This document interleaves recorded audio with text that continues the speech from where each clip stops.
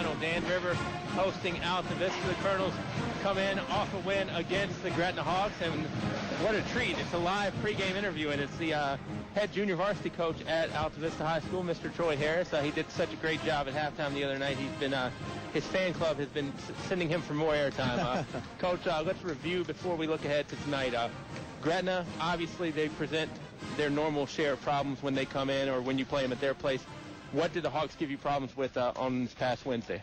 Well, second half, they came out and started pressing us, and we weren't really prepared for it because we hadn't seen them do it to us all year. And they got after us in a diamond press a little bit, and we threw the ball all over the place there for a little while, and I think they cut it to 6 at one point. So the press really surprised us, and they got us pretty good on it. Is it good to have Gretna before Dan River? Because Gretna and Dan River are both kind of teams that kind of give you guys a little bit of the same look, minus Dan River being long as I don't know what on the wings.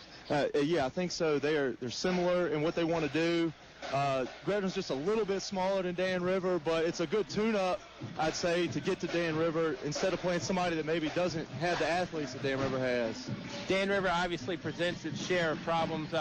What's been the hardest thing to simulate in practice with what the Wildcats might show you?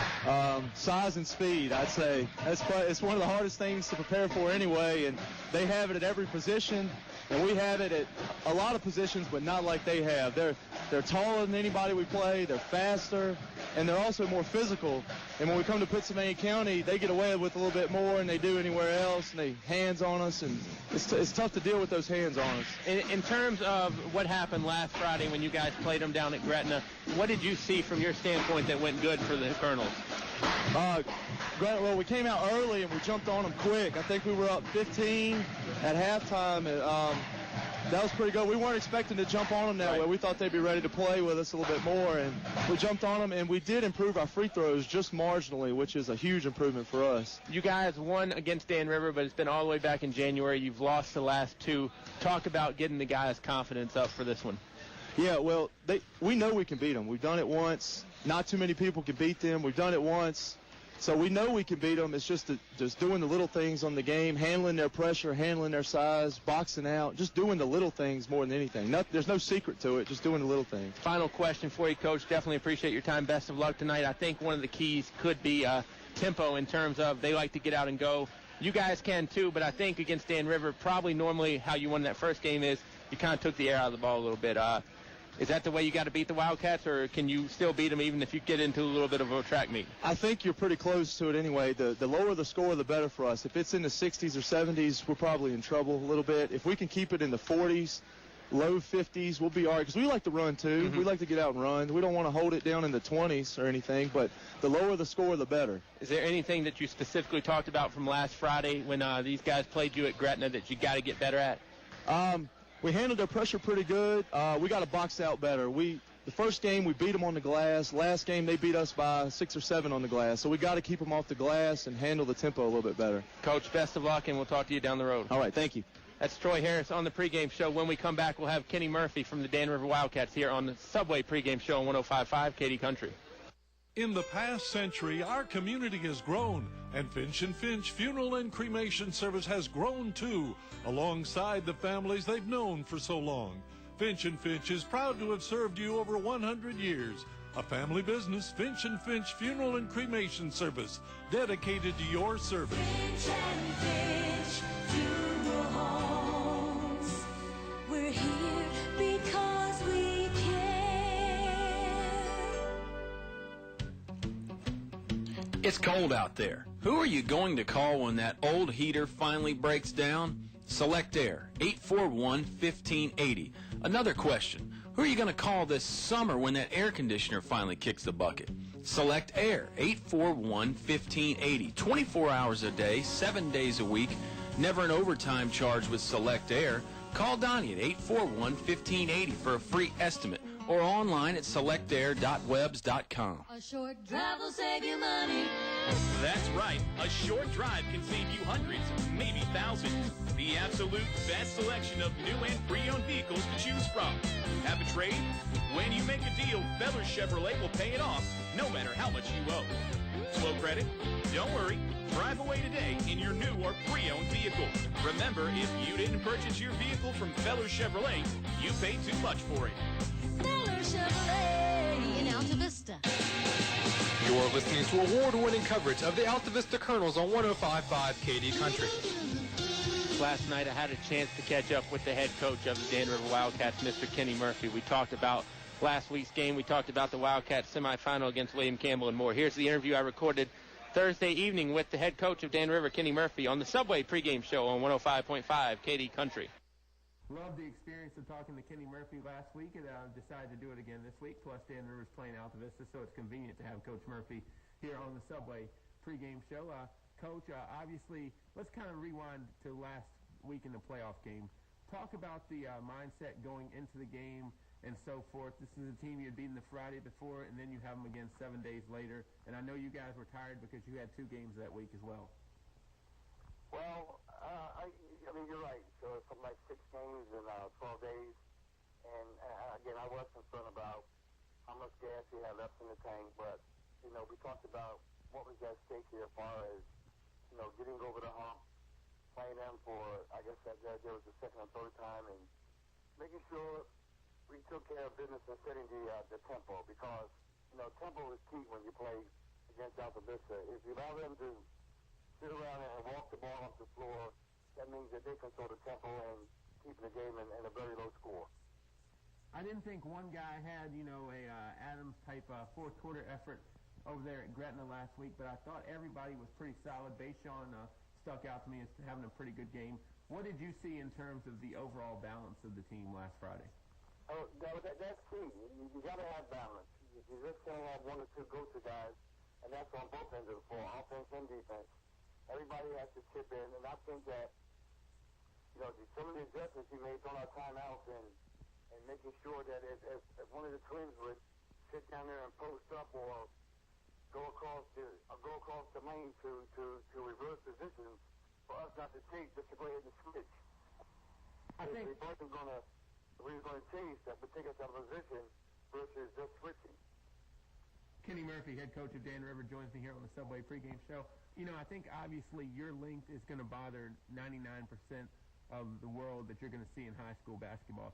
With that being said, how important is it not to let your length be a disadvantage in terms of getting lazy on defense because, you know, our arms are so long we can just pop right out on them?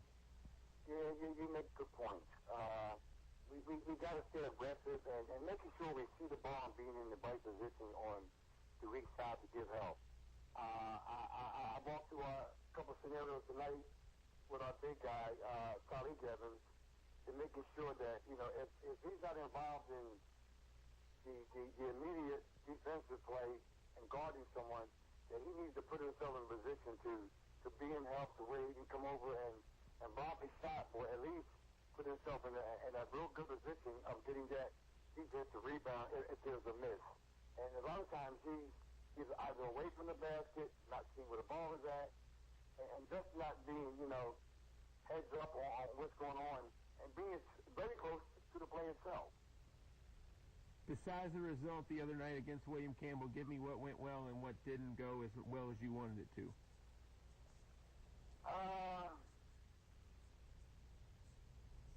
Our rotation and help when we go to trap, and we allow the guys to escape out of the trap and get the easy pass and to break down with the not rotating back quick enough to stop the layups. They were getting pretty much a lot of good time. They're getting out of our trap and getting layups out of it.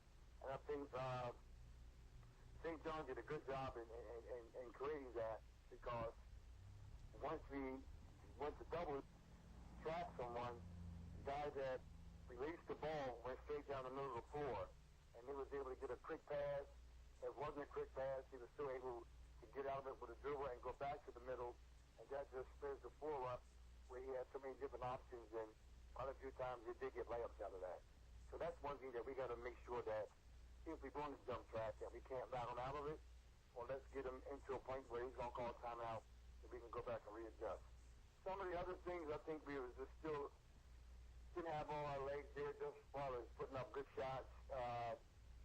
We were just forcing up a lot of shots, and I let Mr. Adams put up some shots, and he was kind of not balanced. He was, you know, just rushing shots. And I try to tell him, you know, 7 times out of 10, if you move the ball around, that ball's going to end up back in your hands and have a much better shot than what you're trying to do from the initial shot from himself. Just a couple more questions with Kenny Murphy, Dan Rivers head coach here on the Subway pregame show. We talked about it last week. Every night is chess in the Dogwood District when you're going up against Mike Carlero, Robbie St. John, or whoever. With that being said, you guys have won the last two in the span of 2 weeks against Altavista. How important is it that, you don't try to put pieces on the board that don't exist? That's true. It's a good point. Like I told the kids tonight, there's no secrets here going into tomorrow night's game.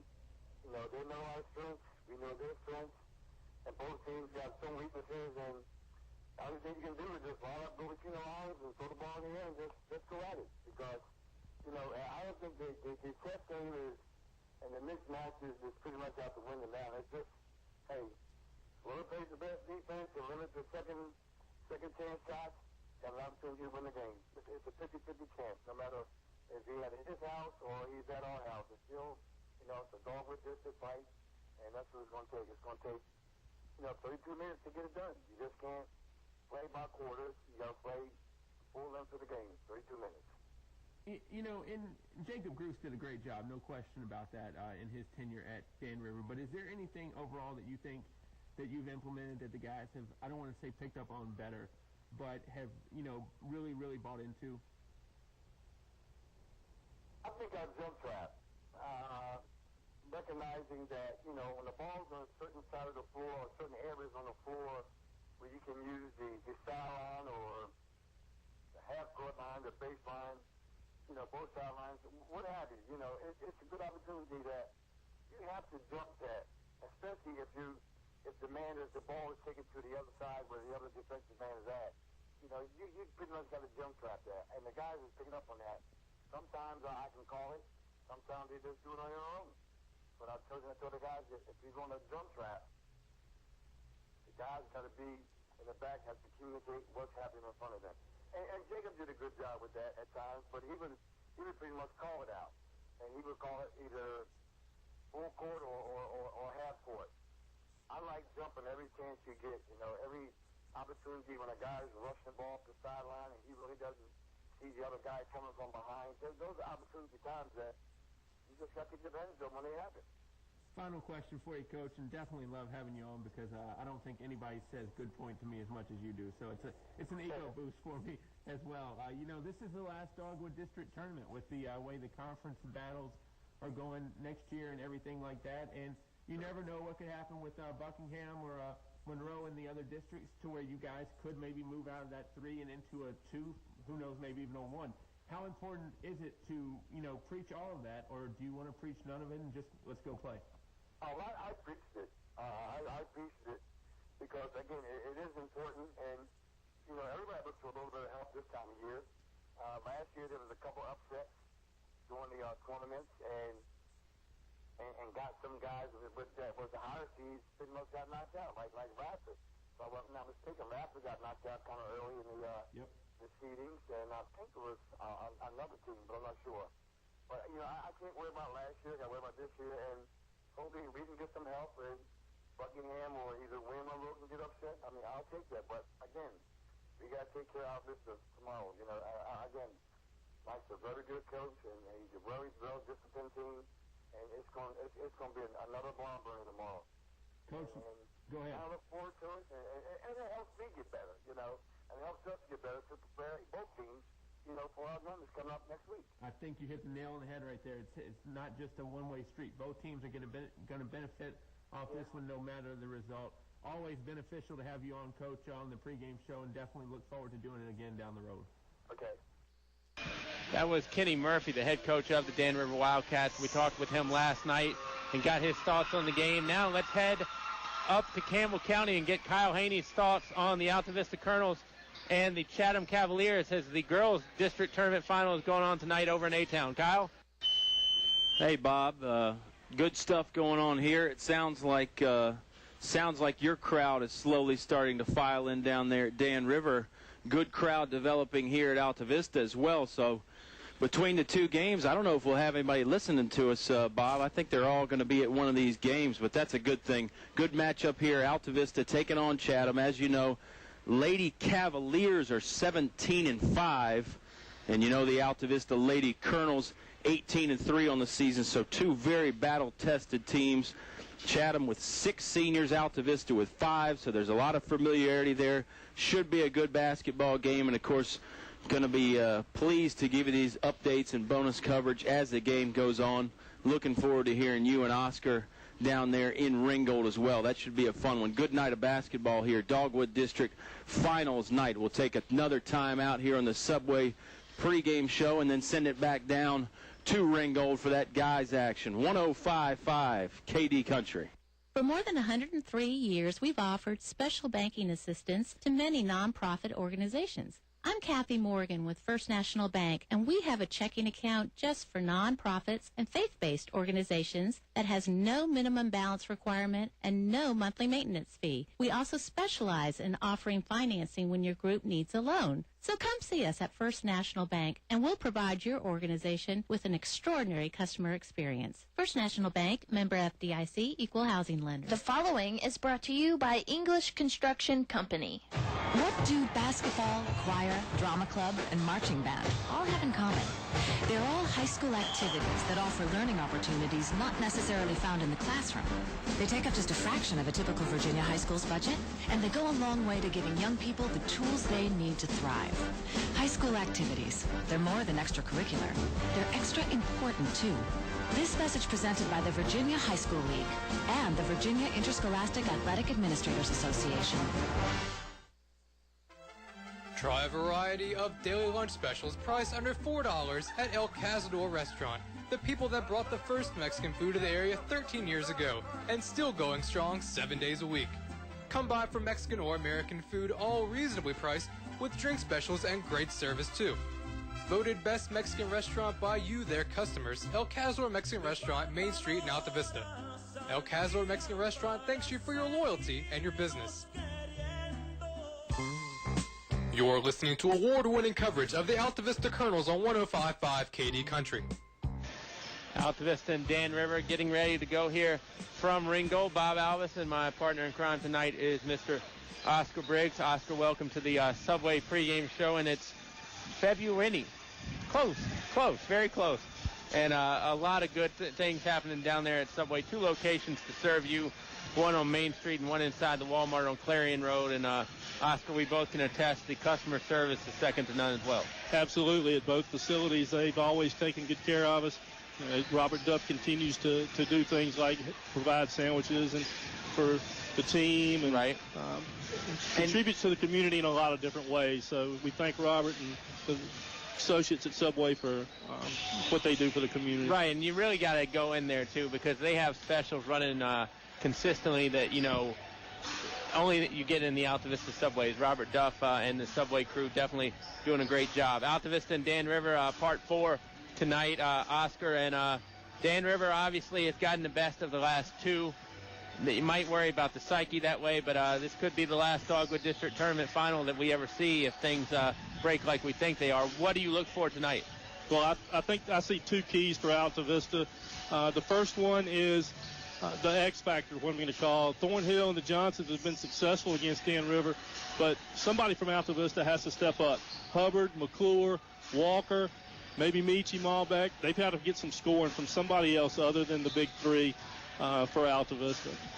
Yeah, I mean, I would definitely agree with you on that because, I mean, you know, when we were here in Ringgold, I think it was, when we were here in Ringgold, we've only been here once in that regular season matchup. Last week was in Gretna 2 Fridays ago. I mean, it was pretty much all Johnsons and Thornhill. And, you know, somebody else, even if they can just chip in a 3 or a 2 here and there, and it got a little bit better at Gretna. And, you know, one key I look at is Dan River is very aggressive. You heard Coach Murphy in the pregame talk about we like to trap. Anytime you pick up the ball, you know, it's like Mariah Carey saying, I'll be there. You know, I mean, they want to get on you, and they want to get on you quick. Colonel's got to stay out of those situations. Well, you're absolutely right, and it may not have to be one of them. It could be the collective group, but they've got to get some contribution from scoring. The second thing that I see is really free throw shooting. You look at the Colonels led here in Ringgold going into the 4th quarter. Johnson with a big 3 at the buzzer to put the Colonels up. And The Colonels had several chances to keep the game close with free throw shooting and weren't able to do it. Got a little bit better down against Gretna and Altavista from what I heard last Wednesday, especially towards the end. Absolutely. They were 18 of 25, and Altavista was 18 of 25 in the fourth quarter. 72% for a team shooting is good at any level. And well, not you want to tank them in the first three, but I mean the fourth quarter, that's when you really need to sink. Well, and that's absolutely right. And again, 18 out of 25, they were Altavista shot right at 70% for the whole game anyway. So again, you'll take that as a team at any level of basketball. Altavista and Dan River just a little ways away here in Ringo. We'll take a break and come back with more. It's the Subway pregame show. It's Altavista. It's Dan River. It's 105.5 KD Country. It's cold in here. Will your heating system keep you warm this winter, or will you spend a cold evening shivering under the covers? Have your heating system inspected today by Tyree Little's Heating and Cooling. Kent Tyree has over 20 years experience and specializes in heating, air, plumbing, and electrical. Licensed and bonded. Call for an appointment today. 309-2266. 309-2266. Tyree Little's Heating and Cooling. It's tough out there trying to stretch each paycheck a little farther than the last one. It means cutting costs. And one of the best places to start is at Eric Fletcher State Farm Insurance. Because I'll do a discount double check to make sure you're getting the car insurance discounts you deserve, up to 40%. So give Eric Fletcher State Farm Insurance a call today. Because being there to help keep more of your money in your pocket is why I'm here. Like a good neighbor, State Farm is there. Like a good neighbor, State Farm is there. McDonald's is a proud supporter of the community it serves daily with mouth-watering Big Macs and golden fries. In the spirit of community, McDonald's is pleased to sponsor the Altavista basketball teams as they battle through the tournaments. Good luck. McDonald's is the best place to celebrate a Colonel win, and they always invite you in for a tasty meal. Don't forget to try the new Fish McBites. McDonald's, Main Street in Altavista, cheering the Colonels on to victory. You're listening to award-winning coverage of the Altavista Colonels on 105.5 KD Country. Last time Dan River lost was on January 8th. The opponent, the Altavista Colonels, over in Altavista. Dan River unbeaten since then. They got a victory against William Campbell in the semis the other night, but Robbie St. John definitely had some good things going for William Campbell early, but Dan River gets on a run, and that's what they do. They get on a run, and they capitalize. Altavista does not want that to happen tonight. Bob Alvis, Oscar Briggs, here on the Subway pregame show. Subway, eat fresh, eat healthy, eat there all the time. February, and not only subs, most everything on the menu, $5. Those premium subs that Kyle and I normally save up some pay for, $6. So still a good deal, but hey, like Kyle and I always talk about, if you're not in the mood for a sandwich, you want a pizza, Subway's there for you. You want to go healthy and eat a salad, Subway's there for you. And if you don't want to go healthy, February 18th, which happens to be Monday, free cookie day. I was going to say, I'm glad you mentioned that because I did see that, and who would ever turn down a cookie? Especially a hot, fresh Subway cookie. I wouldn't. So let's take care of some housekeeping issues here real quick. Mike Cardellaro not on tonight during the pregame interview. We had Troy Harris on.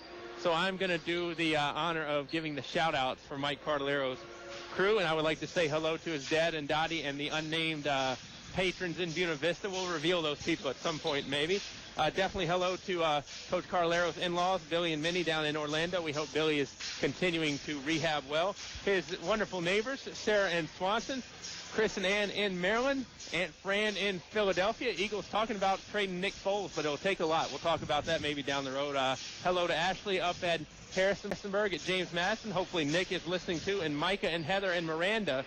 And new baby brother Micah Samuel, born this morning up in Northern Virginia in Manassas. So definitely a big thank you to them. And Coach Ward now is getting on the shout-out train too. He would like to say hello to his wife Gwen and son Nolan, and happy retirement to Mr. Ward, who has just recently retired this week. And I'll tell you, people think you don't get busy. People think you get less busy when you're retired. My mom will vouch differently for that because you actually get more busy. So there's some housekeeping that we have for you here tonight. It's the Subway pregame show. Eat healthy, eat fresh over there at Subway. 2 locations, Main Street in Altavista and inside the Walmart right there on Clarion Road. Bob Alvis, Oscar Briggs alongside tonight. Kyle will be along sporadically throughout the night. He is at Altavista where the Lady Colonels are taking on Chatham for the district championship in the girls variety. Next week we will have postseason basketball, more of it on the radio. Altavista will have a game Tuesday and Wednesday at home. The girls will play Tuesday. The boys will play Wednesday. Boys most likely going to have William Campbell, and that was a regional quarterfinal matchup last year, so that should be interesting. Kyle and Oscar will be on the call for both those games. Then I will return hopefully Thursday and Friday, barring that the Colonels are still around, because you can never take anything for granted at this point, and you can never take anything for granted with Mother Nature as well, as there are already rumors of some nasty weather long-term next weekend. So. Well, and while the boys' picture is clear, it looks like it's going to be William Campbell. Right. Is equally unclear is the girls' picture. Correct. It's really important with the girls in the James River District. If Amelia wins that tournament, the Colonels are probably looking at a 2 seed, and not really where I'd want to be seated since East Rock is seated third. East Rock, of course, the defending state champions in Group A Division I, and they returned a lot from last year, and that team knocked off Altavista in the regional finals last year. Very well coached and very well fundamentally sound. And winners of 44 straight until last week when Right. they were knocked off. So a very impressive East Rock team. And again, if you're Altavista, you're kind of pulling for Amelia not to win tonight so that you can stay on the other side of the bracket. Yeah, get that 1 seed.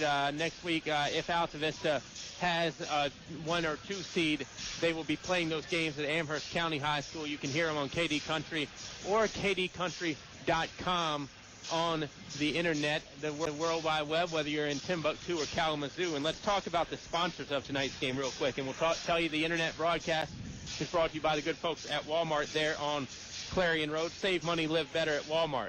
Also, a big thank you to English's, your complete home center. See them for Atrium Vinyl Windows. McDonald's. The McDonald's in Altavista is a proud supporter of the Colonels. Tried the new Fish McBites. Tyree Little's, heating and cooling, keeping you warm in the winter, cool in the summer. Moose Family Center on Lynch Mill Road in Altavista. Heard of Moose? Perkins Twin Tire, your home for Michelin Defender tires. Stops up to 31 feet shorter and lasts 21,000 miles longer than the leading competitor. Feller Chevrolet, where a short drive will save you money, and they also are good patrons that bring you the YouTube rebroadcast. So if you want to hear any Colonel's game from recent memory, go on there and you can hear them. Thank you to Feller Chevrolet for that. English Construction, wishing our high school athletes an exciting and injury-free game. Select Air, 24 hours a day, 7 days a week, never an overtime charge. El Cazador, voted best Mexican restaurant in town by their customers. First National Bank, focused on providing an extraordinary customer experience. State Farm agents Eric Fletcher and Chris Anderson, like a good neighbor, State Farm is there. And finally, Finch & Finch Funeral and Cremation Services, a family serving families since 1905. Altavista is going to be in the road orange tonight. Dan River is going to be in the home white. Oscar, I was perusing around my old statistics today. Altavista has not had a better rebounding season than they're having right now since 03-04. That year, they lost to a Pittsylvania County school 3 times and ended up winning a state championship. I'm just saying, there are some similarities floating around here. Of course, if you're Altavista, you don't want to lose to a Pennsylvania County school 3 times, because that means Dan Rivers walking away with the trophy. Well, that's exactly right, and we've alluded to it before. This is potentially the last Dogwood District Tournament final. That would be nice to have in your showcase at home as that championship. Yeah, I guess at that point you really don't have to give the trophy back for the team to win next year. Well, that's true, and we mentioned that, and let me add another thing about the broadcast tonight. A little bit of extended broadcast. Not only bringing you the girls' game from Altavista, updates from there, but at the end of the show tonight, we'll have some ceremonies here as the all-district team, Player of the Year, Coach of the Year. Those awards are done as well. So hang on tonight. Stay with us a little bit longer. And, yeah. Maybe we can entertain you. Yeah, we're going to entertain. That's for certain. We'll have Mike Cardellaro, speaking. We'll have speaking members from both sides on after the game, and even Dean Hubbard is going to make a time on the radio after the game to explain all the things for next week. One real quick thing. I think another key that we didn't mention: Altavista cannot let somebody get red hot like they let Adam. Well, I don't say they let Adams get real hot here 2 weeks ago, but he got real hot anyway. 17 of 19 in quarter 4. Well, that's absolutely right. And, you know, he hit 17, and I haven't seen a high school player that hot in one quarter in 3 or 4 years. He left me speechless too, Oscar. I mean, he was to say he was in the zone is insulting everyone that's ever. It's insulting the zone. I missed my cue, Bob. Sorry. He was just unconscious there for a good while. But Altavista and Dan River headed for the Dogwood District Tournament trophy tonight, and this has turned into quite a rivalry the last few years, as the Colonels, obviously a chief rival is the Gretna Hawks, but I think 1A has definitely got to be considered Dan River. Absolutely, and you know, the perennial powerhouse in the Dogwood, the Altavista Colonels have been up top 2 or 3 teams for a long time. Dan River joined the district several years ago. It didn't take long for that rivalry to heat up. Yeah, and I mean, you know, the Wildcats with Jacob Gruce, I mean, you know, I love to give him grief, but I mean, you can't argue with the banners on the wall. I mean, he's got 4 straight state Final 8 appearances in the past few years, and very bad taste in Dan River's mouth the way it ended last year in Salem. I mean, they were expecting to be in Richmond, I think, without a shadow of a doubt, and they got knocked off there in the Final 8 over there in Salem last year. So we'll see if it happens again tonight, but we're going to take a break and come back with the tip-off right here from Dan River High School. It's the tournament title game on the line. Dan River, Altavista. It's coming back here on 105.5 KD Country. Heard of Moose? The Altavista Moose Family Center proudly supports Altavista High School athletics. Moose International is a family-centered, community-based organization that has been serving the Altavista area since 1952. The Moose Family Center on Lynch Mill Road in Altavista wants to wish the Colonel basketball teams good luck in the playoffs. Give the Moose Family Center a call at 369-6945 today to see how they're bringing together the Altavista community. Moose, a family fraternity. Want a tire that offers enhanced safety for you and your family? See me, your Michelin dealer. Whatever you drive, chances are I have a set of Michelin tires that delivers the safe ride you want for you and your passengers. Michelin's advanced tread designs and special rubber compounds can provide exceptional grip, even on the wettest roads. So drop in today, and I'll help you get the drop on rain this season. Find the right Michelin tire and get expert service at Perkins Twin Tire Altavista and online at PerkinsTwinTire.com. In the past century, our community has grown, and Finch & Finch Funeral and Cremation Service has grown too, alongside the families they've known for so long. Finch & Finch is proud to have served you over 100 years. A family business, Finch & Finch Funeral and Cremation Service, dedicated to your service. Finch & Finch Funeral Homes. We're here because we You're listening to award-winning coverage of the Altavista Colonels on 105.5 KD Country. Tournament title on the line tonight. Colonels dressed in their road orange, and they're going to have a starting 5 that consists of Dan River. Oh, Dan River Dan first. River I'm sorry. first. Let's go with Dan River. Sorry. Again, I missed my cue again. Home whites. You can tell we don't work together enough. That's right. That's the problem here. First for Dan River, number 12, D. McMorrow, a 5'10 senior guard. Also in the backcourt will be number 22, Terrell Edmonds, a 6'1 guard. He is a junior. At forward, you'll see Taekwon Adams, a 6'2 senior. Also at the other forward, you'll see number 44, Bayshawn Jones, a 6'1 senior. And rounding out their starting 5 is number 33, Tyleek Edmonds. He's a 6'6 junior. Of course, they're coached by Coach Kenny Murphy. Yep. Now the Colonels. Colonels, usual suspects. You'll see number 2, Juan Thornhill, a 6'1 sophomore. He'll be joining the backcourt by Richard Hubbard, a 5'10 junior, and Jacob McClure, a 6' senior. Up front, you'll have Demetrius Johnson, a 6'3 sophomore, and number 10, Darius Johnson, a 6'4 sophomore. You know, I thought when Altavista played here 2 weeks ago, I thought they got a lot of, I don't want to say easy looks, but they got a lot of penetration, and Johnson brothers got some bunnies. Last week in Gretna, that didn't happen as much, and give credit to Dan River for that. I mean, I'm taking nothing away from Altavista last week. I thought Dan River played near flawless. Absolutely, and they kept the Colonels from getting any runs together. Any more than two baskets in a row just didn't happen. And, of course, last time here, it was The referees took charge of the game very early, 25 fouls in the first half. A lot of free throw opportunities with those 25 fouls, a couple of technicals. So it'll be interesting tonight with this veteran crew to see how they take charge of this game. Yeah, it is a veteran crew. My bald brethren, Charles Trent and Brian Wallace, joined by the fully haired Mike Thorne. So definitely a good crew here tonight in Ringgold. Kyle will be along sporadically throughout the night over at Altavista, where the Lady Colonels are taking on the Lady Cavaliers. I'll tell you what, we wouldn't sound this good if it weren't for several people. Nick Bailey, one of them, back at home base right there on Fraser Road. But definitely a big thanks to Daryl Wilkerson, the head of technology in Pennsylvania County, as well as Miss Julia Woodward, as the athletic director at Dan River High School, as well as Officer Crump. I contend that if you took Officer Crump out of this high school, it's a Jenga. The building might fall.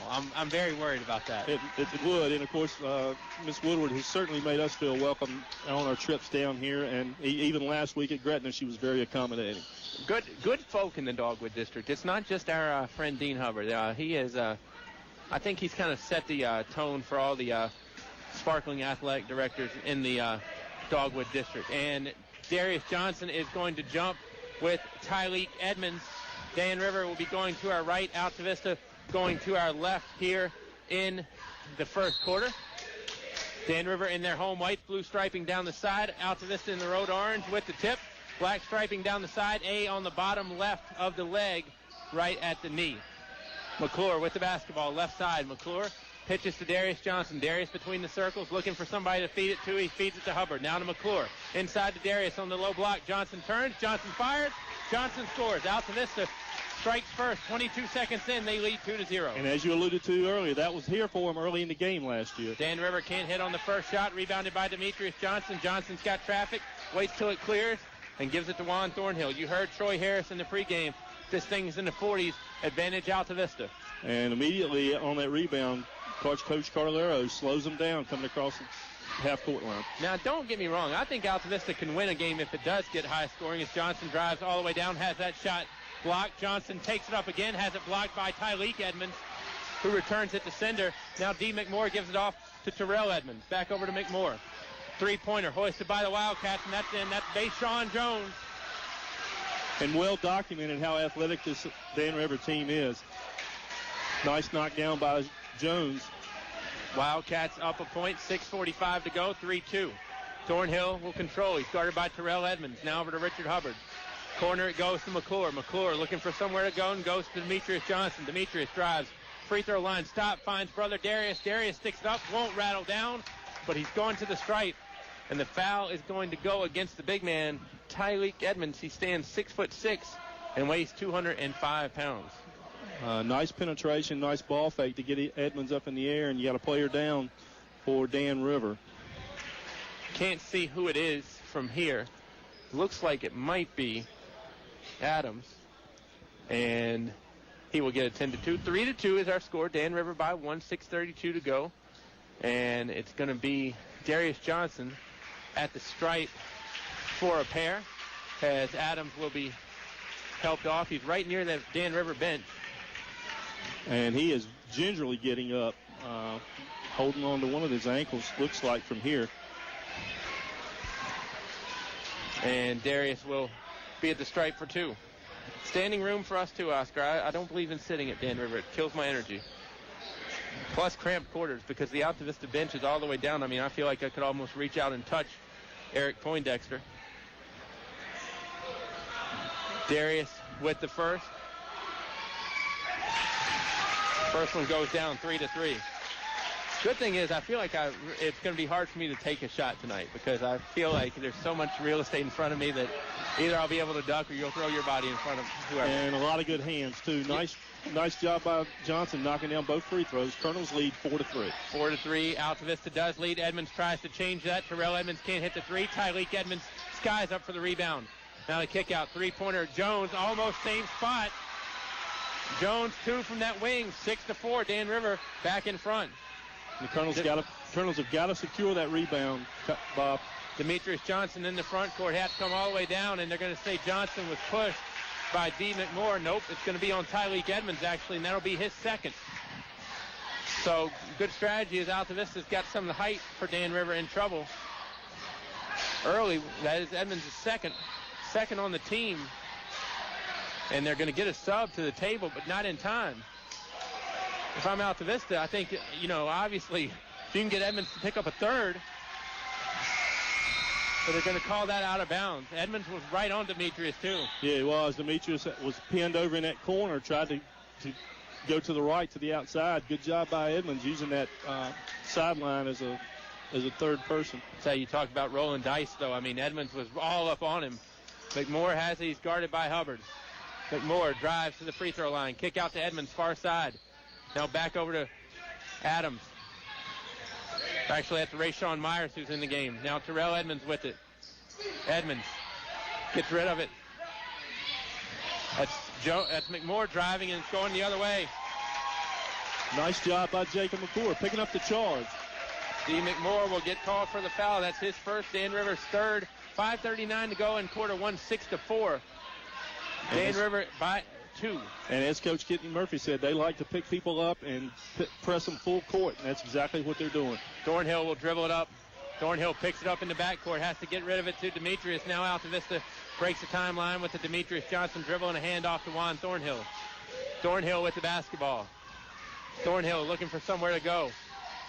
Now Thornhill, far side on the wing. Gets it off to Darius Johnson. Johnson over to Hubbard. Now in the corner to McClure. McClure sneaky because he can fire that one shot. They can hurt you. Now to Darius at the free throw line. Over to Richard Hubbard. Hubbard hits it to Thornhill. Thornhill inside. Catches the side of the iron. No good. Darius Johnson staying at home. Gets the shot up, but I don't think it's going to count. I think it's going to be on the floor. It will be a foul against Dan River, though. The fourth one on the Wildcats. And this one is going to go against Tremaine Edmonds. It'll be his first. You could just say foul on Edmonds, Bob. Well, then I got a 1 in 3 chance of being right, and I got a 1 in 2 chance if I say foul on Adams. Johnson turns and fires and gets it to go down. Altavista ties it at 6. 4:57 remains in this opening quarter. 6-6. Our score. Jones for Dan Rivers got all the points, and Johnson for Altavista. Deshaun Jones gives it up to D. McMoore. McMoore guarded by Hubbard. McMoore dribbles all the way down, kicks it off to Edmonds. Edmonds might have taken some steps, gets the shot to go down anyway. That is Tremaine Edmonds with 2, and it's 8-6 Dan River. Nice speed down through the middle. Altavista having problems getting it in. Thornhill gets it into Darius. Darius in the corner. He's in trouble. Johnson is going to break it with a dribble. Johnson finally gets across midcourt and gets it over to Richard Hubbard. I tell you, that Dan River press is good. Darius sticks it up and sticks it in off the window. Nice 15-footer off the window. Difficult angle. Tied back at 8. McMoore goes down, and they're going to call a defensive foul. McClure didn't get to the spot, and McClure is going to get a technical. I don't know if he said something or if he looked at the official wrong or whatnot, but Jacob McClure picks up 2 fouls for the price of 1. No, he looked at Wallace and threw his hand down in disgust. Did not say anything, but that was enough to get the call here early. And, each official has their own interpretation because, you can think it's frustration, but when you do it right and the official sees it, he thinks you're doing it at him. So, difficult thing to go with there. Bayshawn Jones at the line for the free throws. And Jones hits 1 out of 2. 4-11, Bob. Colonels trail 9-8. So McClure will come out. Walker will come in. Walker, Hubbard, the Johnsons, and Thornhill on the floor for Altavista. 4:11 to go in this first quarter.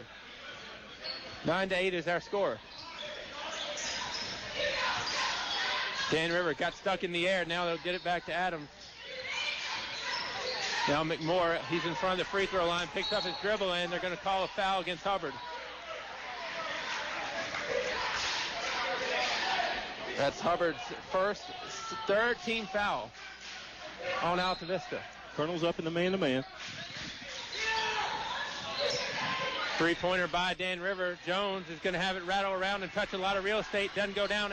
Edmonds with the rebound. Can't get it to go. And Thornhill with the board, and he'll just dribble out of that press. Thornhill in the front court. Thornhill on the left side. Pulls it back. Looking for somebody to throw to, and it's Richard Hubbard. Now over to Walker. Walker drives. Walker, runner. Walker spots it falling down, and it'll be a 10-9 score as Altavista thrust back in front with 3:30 to go here in the opening quarter. Nice swing of the ball over to the weak side where Walker was. Nice penetration, little floater off without using the glass. Taekwon Adams gets it over to D. McMorr. McMorr throws it down back to Adams. Adams gets 2 to go as Walker tried to come in behind. Couldn't go. And Dan Rivers, Adams gets a shot to go, and it's 11-10. And Dan River picks up half court this time, Bob. A little bit different than what they've been doing early here in the first quarter. But their half-court defense, I mean, don't sleep on it. It is very, very stingy. Thornhill drives. Pitch out. Hubbard for 3. Triple goes down. Richards from the left wing hits a 3, and Altavista moves back in front by a deuce. You know, we talked about in pregame the X factor. Hubbard and Walker stepping up early here in the first quarter. 13-11. Dan River with the basketball. Wildcats have it. McMorr drives. Tried to find it down low to Dan River. Last touch comes off Bayshawn Jones. And it's going over to Altavista. Nice penetration. They tried to force the ball, double team. Nice job by the Colonels defense. Thornhill will dribble it up. Thornhill in the front court. Thornhill behind the arc on the right side. Gets it over to Hubbard. Hubbard finds Demetrius Johnson right wing. 2:23 to go. 13-11. Altavista. And they try to stick it down low to Darius Johnson, but Edmonds comes out of there with it. That's going to be Tremaine Edmonds with the basketball. Gives it off to D. McMorr. McMorr swings it from the free throw line now all the way in the corner to Terrell Edmonds. Edmonds back over to McMorr. McMorr to Terrell Edmonds. Now down low. Shot is up by Adams, and that's going to spin down and fall down. Taekwon Adams, 4 straight points, ties it at 13. You know, Adams went down earlier in the quarter, back out, and like you said, he scored 4 in a row. Basketball belongs to Altavista. Thornhill with it. Thornhill in trouble and a trap. Gets it into Darius Johnson. Johnson had it blocked. That basketball is taken away, and Dan Rivers is going to come down with it. Bayshawn Jones all the way down the floor. Jones is going to take it up and be fouled. I think that foul is going to go against Richard Hubbard. And Hubbard really had no choice because he was right on Bayshawn Jones. Hubbard gives up just a little bit of size, but not much in the heart department, if any. No, exactly right. And Richard, a little bit quicker than you would give him credit for, and a little bit stronger defensive player. 4 team fouls against Altavista. 2 against Hubbard, 2 against McClure. Hubbard will come out, and Bayshawn Jones misses the front end of 2. 13-13 with 1:37 to go. Altavista has Juan Thornhill, Darius and Demetrius Johnson, Michi Malbeck, and Josh Walker on the floor, and Jones splits 2 and gives Dan River a 1-point advantage, 14-13. 90 seconds remain in this first quarter of the Dogwood District Tournament Championship. Altavista, a Division I, Dan River, a Division II. They'll both be playing next week. Thornhill misses a jumper from the corner, rebounded by Edmonds. Edmonds gets it off to Adams. Adams gives it back. Bayshawn Jones couldn't handle, and they're going to call a foul against Malbeck. And that'll be the first on Michi, 5th on Altavista. And Michi was reaching for the ball and got a whole lot of arm. Dan Rivers got to get it in. They do. And it's knocked out of bounds, and it's going to stay to the Wildcats. Nice defense by Josh Walker on that inbounds play. Was able to get a hand on it. Adams is going to inbound. Taekwon gets it into Bayshawn Jones. Now over to Edmonds. We head towards a minute. 3-pointer hoisted by Adams, and it goes down. That's Tyrone Adams, and he was the man in the fourth quarter here 2 weeks ago. Yeah, you hate to see him hit that 3. 17-13, Wildcats up 4 with 58 seconds left in quarter 1. Check in with Kyle Haney in just a few moments down there in Altavista at the Girls Affairs.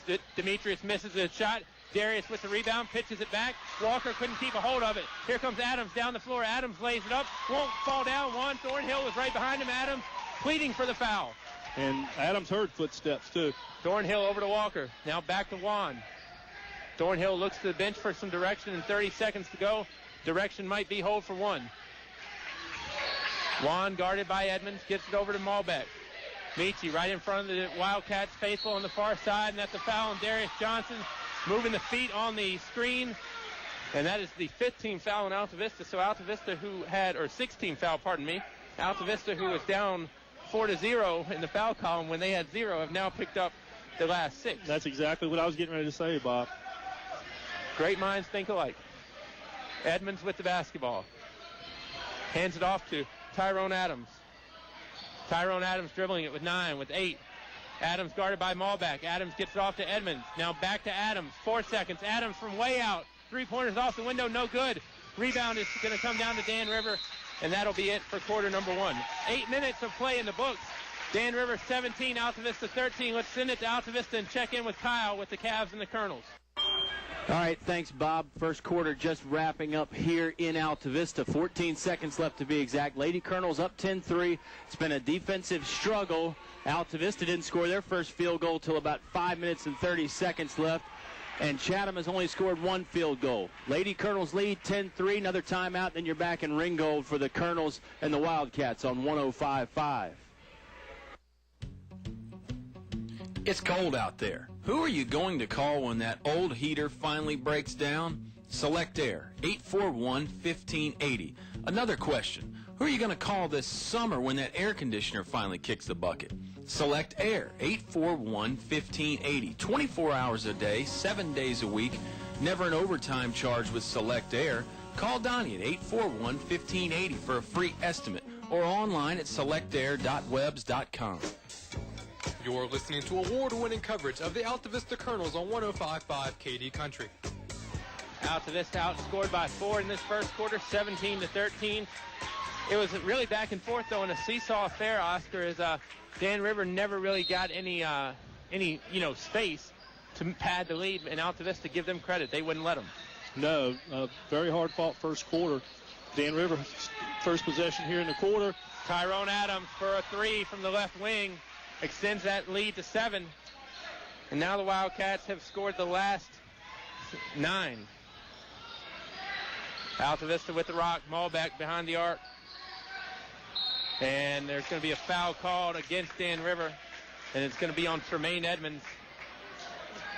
That's one on the Wildcats. Colonel's strategy early, Bob, was to feed the ball into the Johnson brothers. And looks like Coach Cardallero at the quarter was able to coach them, and that's what they're going to try to do again. Malbeck looking for somewhere to go. He's got to get it in. Michi, right, nice bounce pass, wrap around to Thornhill. Thornhill gets too far under. And there's going to be a out of bounds as Dan River will turn it over, and Altavista will keep it back. Tyleek Edmonds is going to check in. Edmonds is playing with 2 fouls, and without a doubt, he is the biggest man on the floor. I would say Ben Elliott is a little bit bigger, but he's a Dan River assistant coach and has no eligibility left. And nice feed by Michi on that play. Malbeck again with problems, and it's going to be a 5-second call. Michi not able to get it in time, and give credit on that one to Dan River. Dan River is being very, very just downright stingy on defense. And that's something we've become accustomed to seeing as they've gone through this 4-game series now. Malbeck quick. It's hard to have him get beat off the play. Dan River with the basketball. Edmonds hands it over to Adams. Now back to Edmonds. Edmonds goes down, and they're going to call it travel. Taekwon Adams moved the feet before the basketball hit the floor. Turnover, and they'll give Altavista the ball back. 7:06 to go. Colonel's down 7. It's been a while since they've scored, Oscar. That Richard Hubbard 3 was the last bucket they had, and that was, I would say, at least 3 minutes left in the first quarter. That's about right. And, again, nice defense by Josh Walker on that play to force a turnover. I think if you're the Colonels, you just want to get some points right here any way you can just to disrupt the Dan River momentum. Malbeck will drive. Malbeck leaves it, but leaves it for a Dan River player. It's Adams coming down this way. Thornhill up to challenge. No good. Juan, 2 good defensive plays tonight have prevented points. Thornhill goes all the way down. He'll lay it up, and he'll lay it in as he's shot right down the center of the floor. Had a 2-on-1, and he was able to do a little fake. Dan River basketball back this way, and Thornhill steps in front again. Juan known for his offense a lot of the times, but defensively he's definitely the MVP so far. Thornhill all the way down again. Looked like he was going to go up and dunk it. Switched hands and lays it up and in. 20-17. Juan Thornhill is taking over early here in the second quarter. 6:18 remains before intermission. What an athletic move. That looked a lot like the Michael Jordan move against the Lakers. He turns 50 on Sunday, Oscar. Not Juan Thornhill. No, Michael Jordan. Yeah, Adams for 3. And I'll tell you, Tyrone Adams has got a swagger to him, and he's got a sweet shot from beyond as well. It's a 6-point lead now for Dan River as Adams pops that from the left side. And Bob, on that three-pointer, he was at least 4 feet behind the three-point line, and he touched nothing but net. The only toes his line might have been on were going to be that 10-foot line on the volleyball floor. That's exactly right. Thornhill with it. Thornhill drives down right side, and Thornhill's going to be hand-checked on the floor. That foul's going to go against the Wildcats. That'll be number 6 on Dan River as a team. And that foul is going to go against number 22, Terrell Edmonds. That'll be Terrell Edmonds' first. Josh Walker out of the game, doing a nice job defensively, and Jacob McClure back into the game for the Colonels. McClure's got 2. Also in the game are Darius Johnson, Navy Jones, Juan Thornhill, and Demetrius Johnson.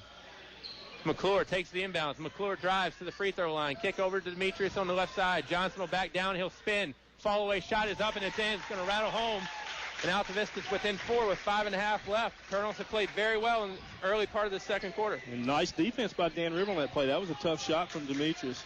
Bayshawn Jones with the basketball, drives in. Jones initiates some contact and gets it to go down. 25-19.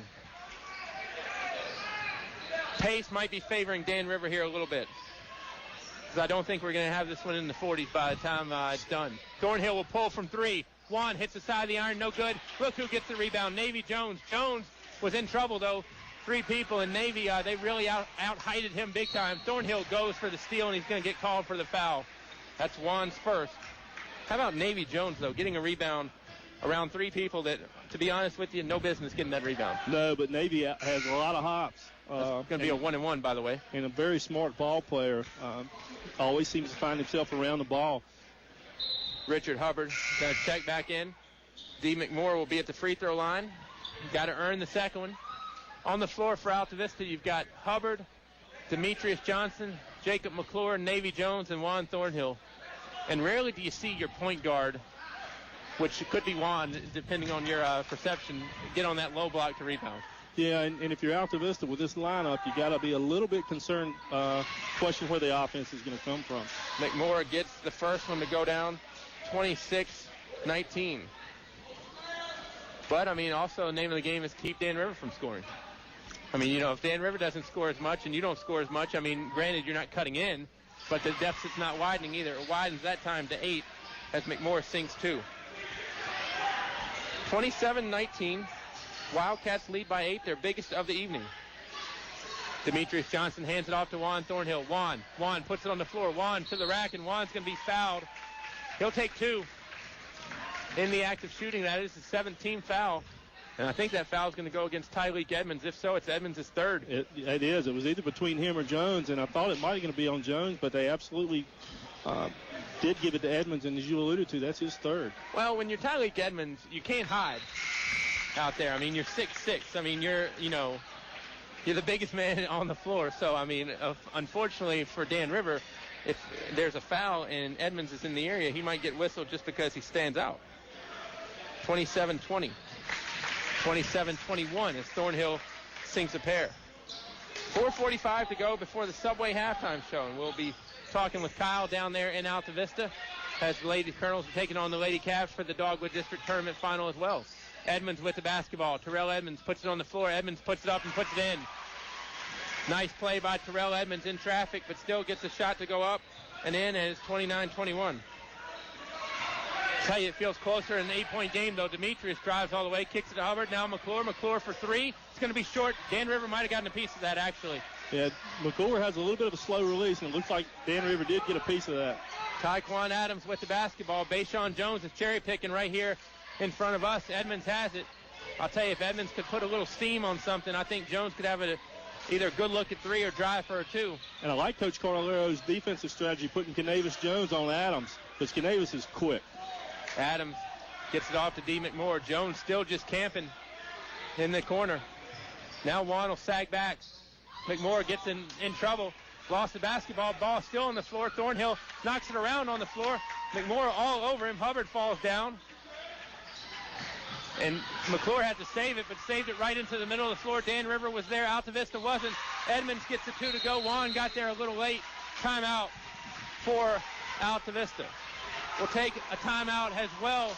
And the score, 31-21 Dan River here on 105.5 KD Country.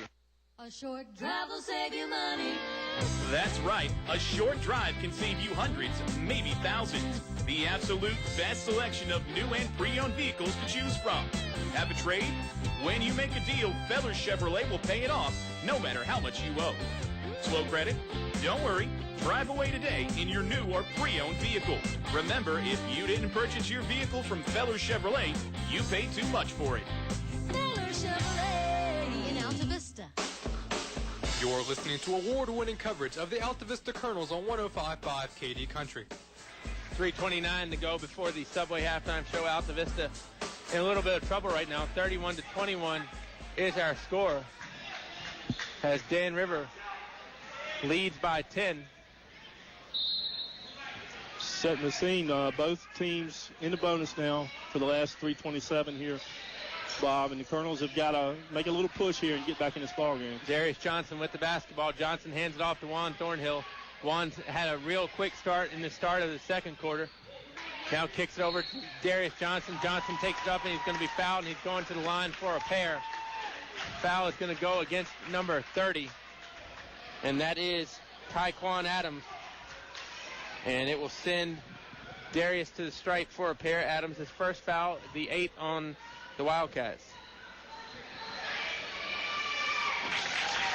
First one down for Darius. It's a 9-point lead. Dan River in front, 31-22.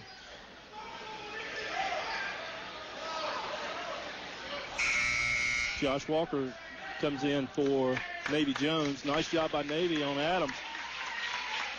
On the floor for Altavista, you've got Richard Hubbard, Darius Johnson, Jacob McClure, Juan Thornhill, and Josh Walker. And Darius will sink a pair.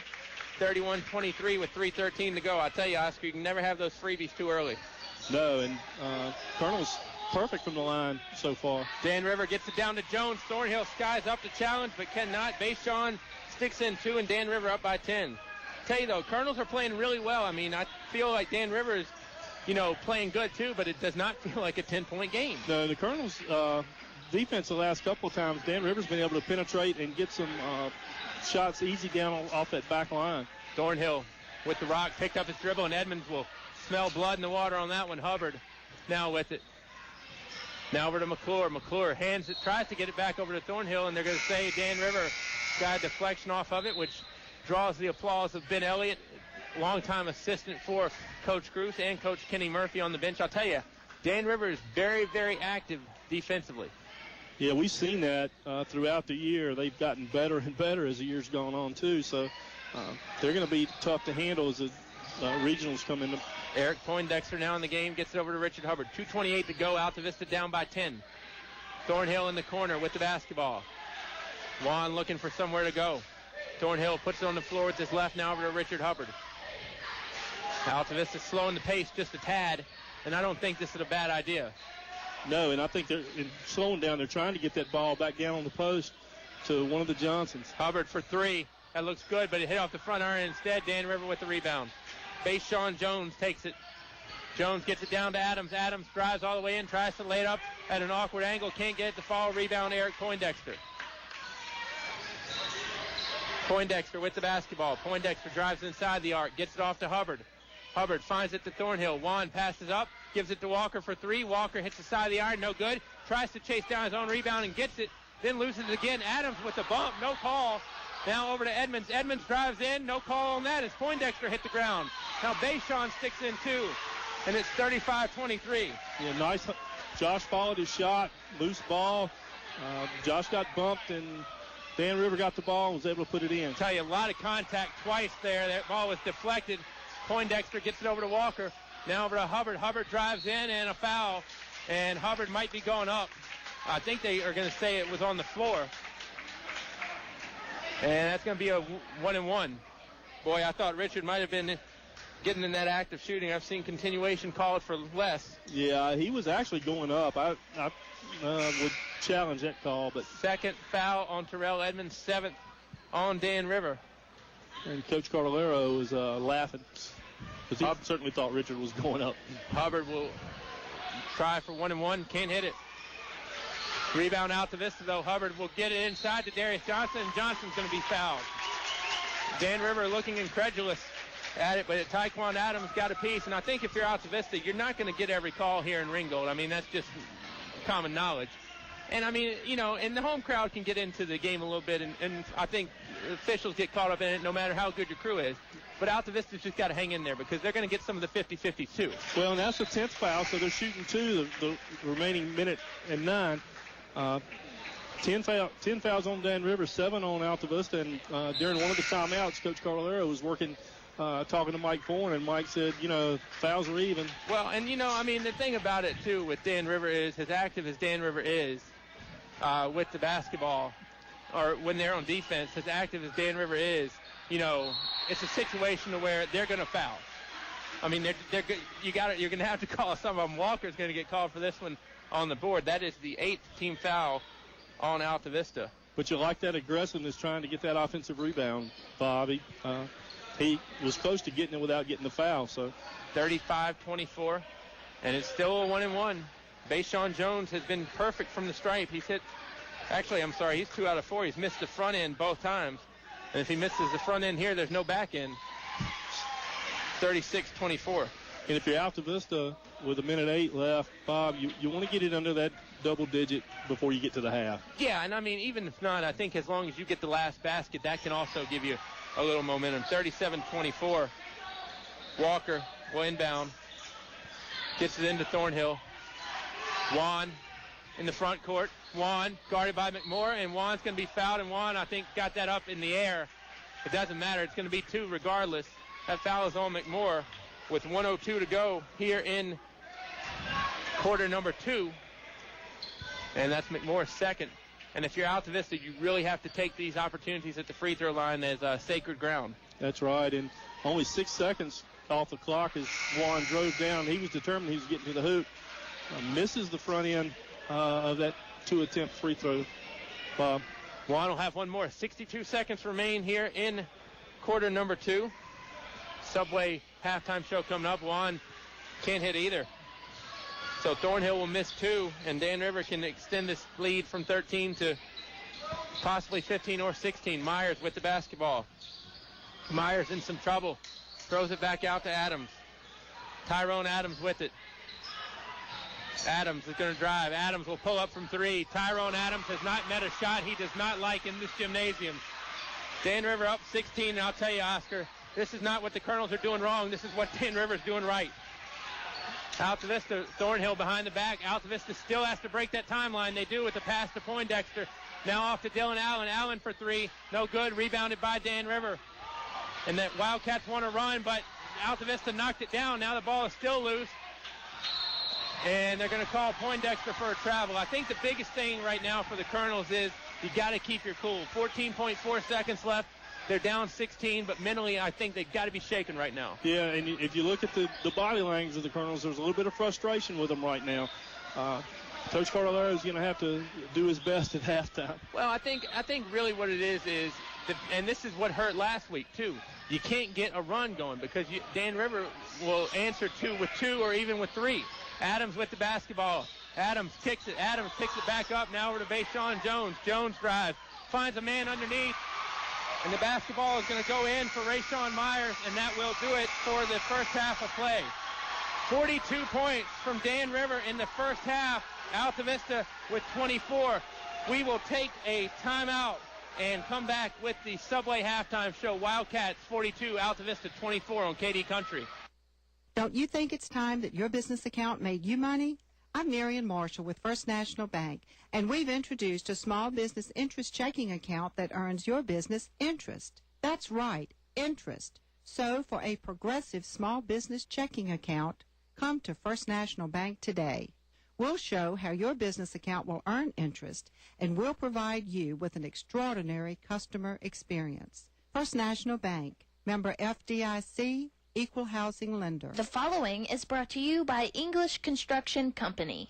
There's just one place where students are students first, and athletics are played with purpose and perspective. That place is your local high school.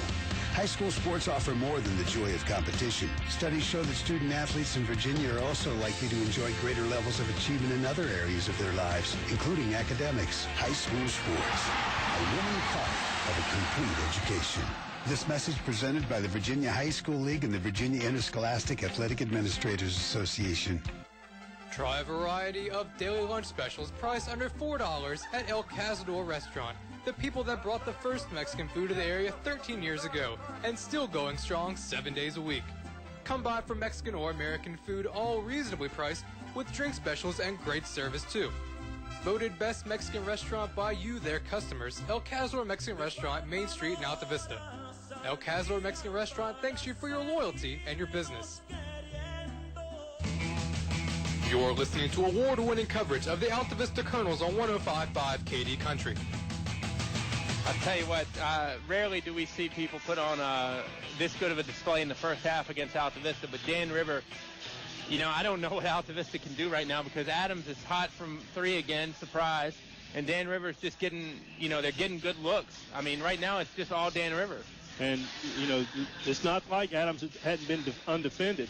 They've had thrown several people at him, and nobody's been able to corral him. He hits that, starts to penetrate, and he'll pop back and drop in that three, and it's been tough. Yeah, I mean, and, you know, you got to give Dan River all the credit in the world right now. I mean, Altavista, I think, is not playing bad at all. I mean, they've had a few. The thing that hurts is if you have a minute bad against Dan River, it's like, you know, 6. Because, I mean, 1 minute and Dan River capitalizes so bad on it. So right now it's just all Wildcats.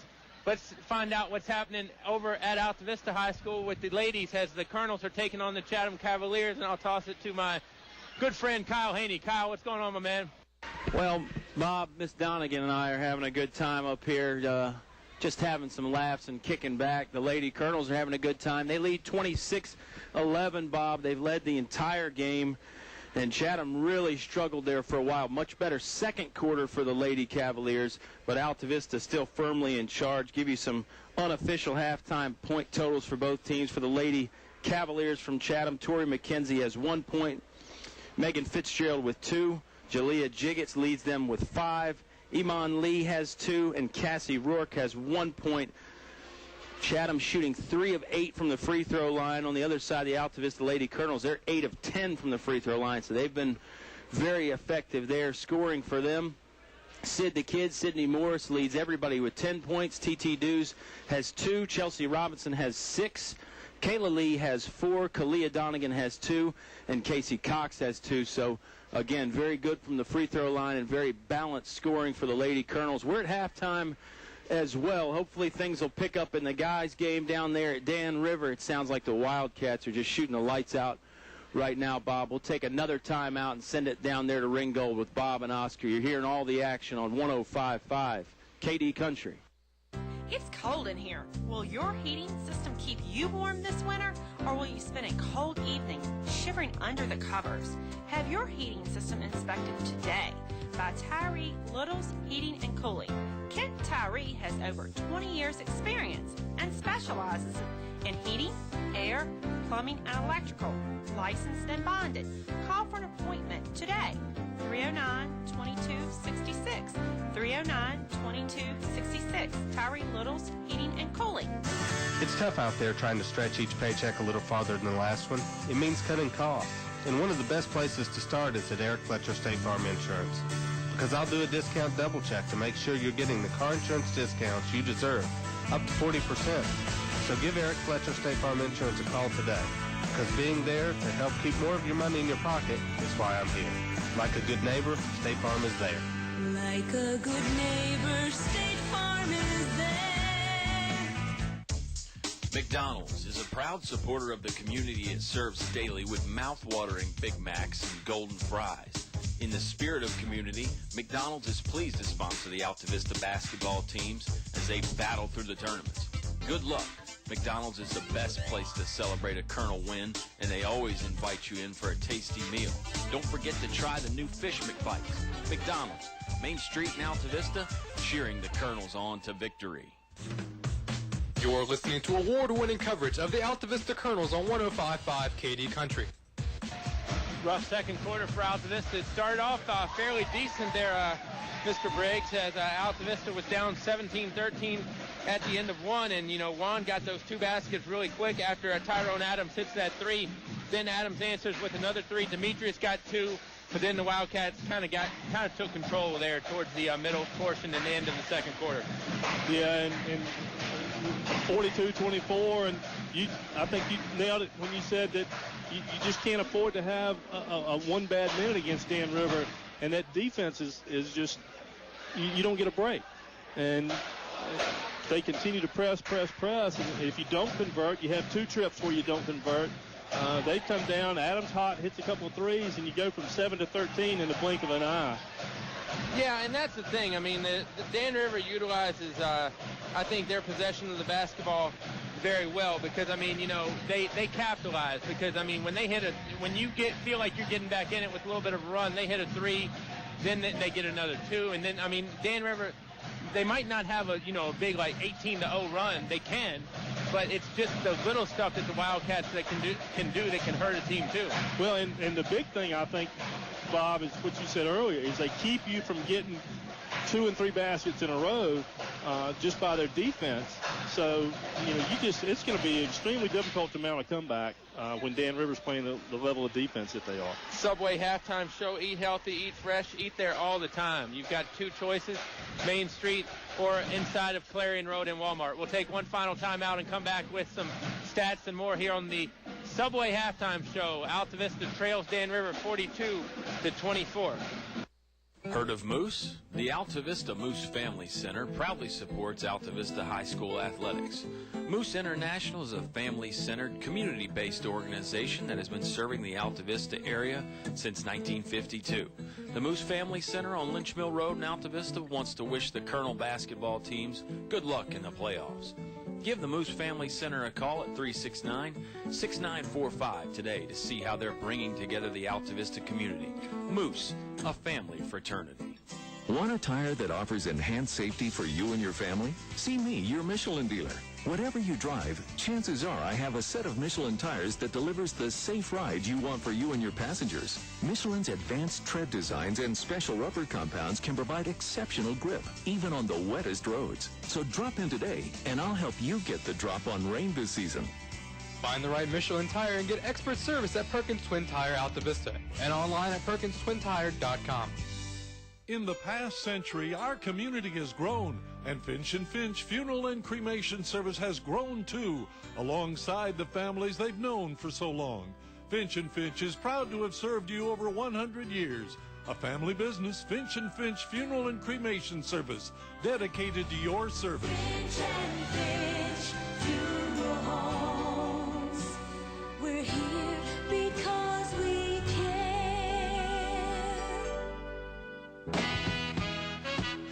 You're listening to award-winning coverage of the Altavista Colonels on 105.5 KD Country.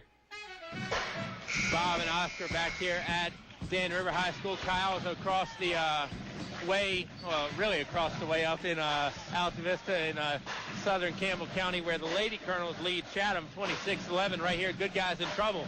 42-24 Dan River. Let's go over some halftime scoring here on the Subway halftime show real quick. Altavista is being led by Darius Johnson. He has chipped in 11. Juan Thornhill has 6. Richard Hubbard has 3. And 2 points apiece from Josh Walker and Demetrius Johnson. Dan River has had a balanced effort. The big 2, though, has been Bayshawn Jones. He's got 16, 8 apiece in each quarter. And then Tyrone Adams has 12, 9 in the second frame. 4 points apiece from Tyquan Adams and Terrell Edmonds. Tremaine Edmonds, Rayshawn Myers, and D. McMorr, each with 2. Altavista is going to have a real good second half. Yeah, down by 18. And we talked about that elusive, getting it in under double digits. I think that to get in this game, they've got to get it within single digits here by the end of this quarter. And I don't think it's any, right now too. You got to figure a way to get Dan River off their rocker a little bit and get them off balance, because the Wildcats are pretty much having their way at it so far. Yeah, I don't know exactly what they're shooting from the floor, but it's good. Got to be above 60%. Yeah, it's good, whatever it is. Wildcats definitely getting some good scoring chances here in the first 2 quarters. Altavista will switch sides and shoot on the right-hand basket in the third quarter. Juan Thornhill over to Jacob McClure. McClure with it. McClure pulls a long 2. No good. Darius Johnson trying to chase down the rebound and gets it. Johnson will drive to the floor around McMorr. McMorr was standing like a statue to try to pick up the offensive foul, but Darius, a great job to elude contact. 42-26. Yeah, nice big step by Darius preventing that contact. And are going to call a foul against Altavista. It's against Hubbard. It's his third. Tough call. First team foul in the second half.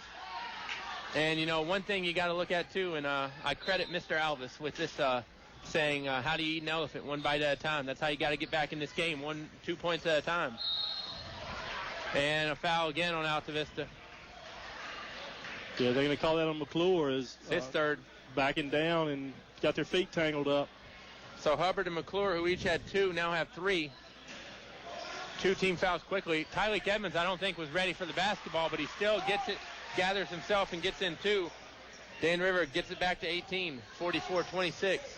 Hubbard over to Darius Johnson. Johnson loses it, picks it back up. Johnson challenged by Edmonds, no good, and Tyleek with the board. McMoore with it, drives. McMoore kicks it over to Edmonds. Edmonds can't hang on to it. Darius saves it over to McClure.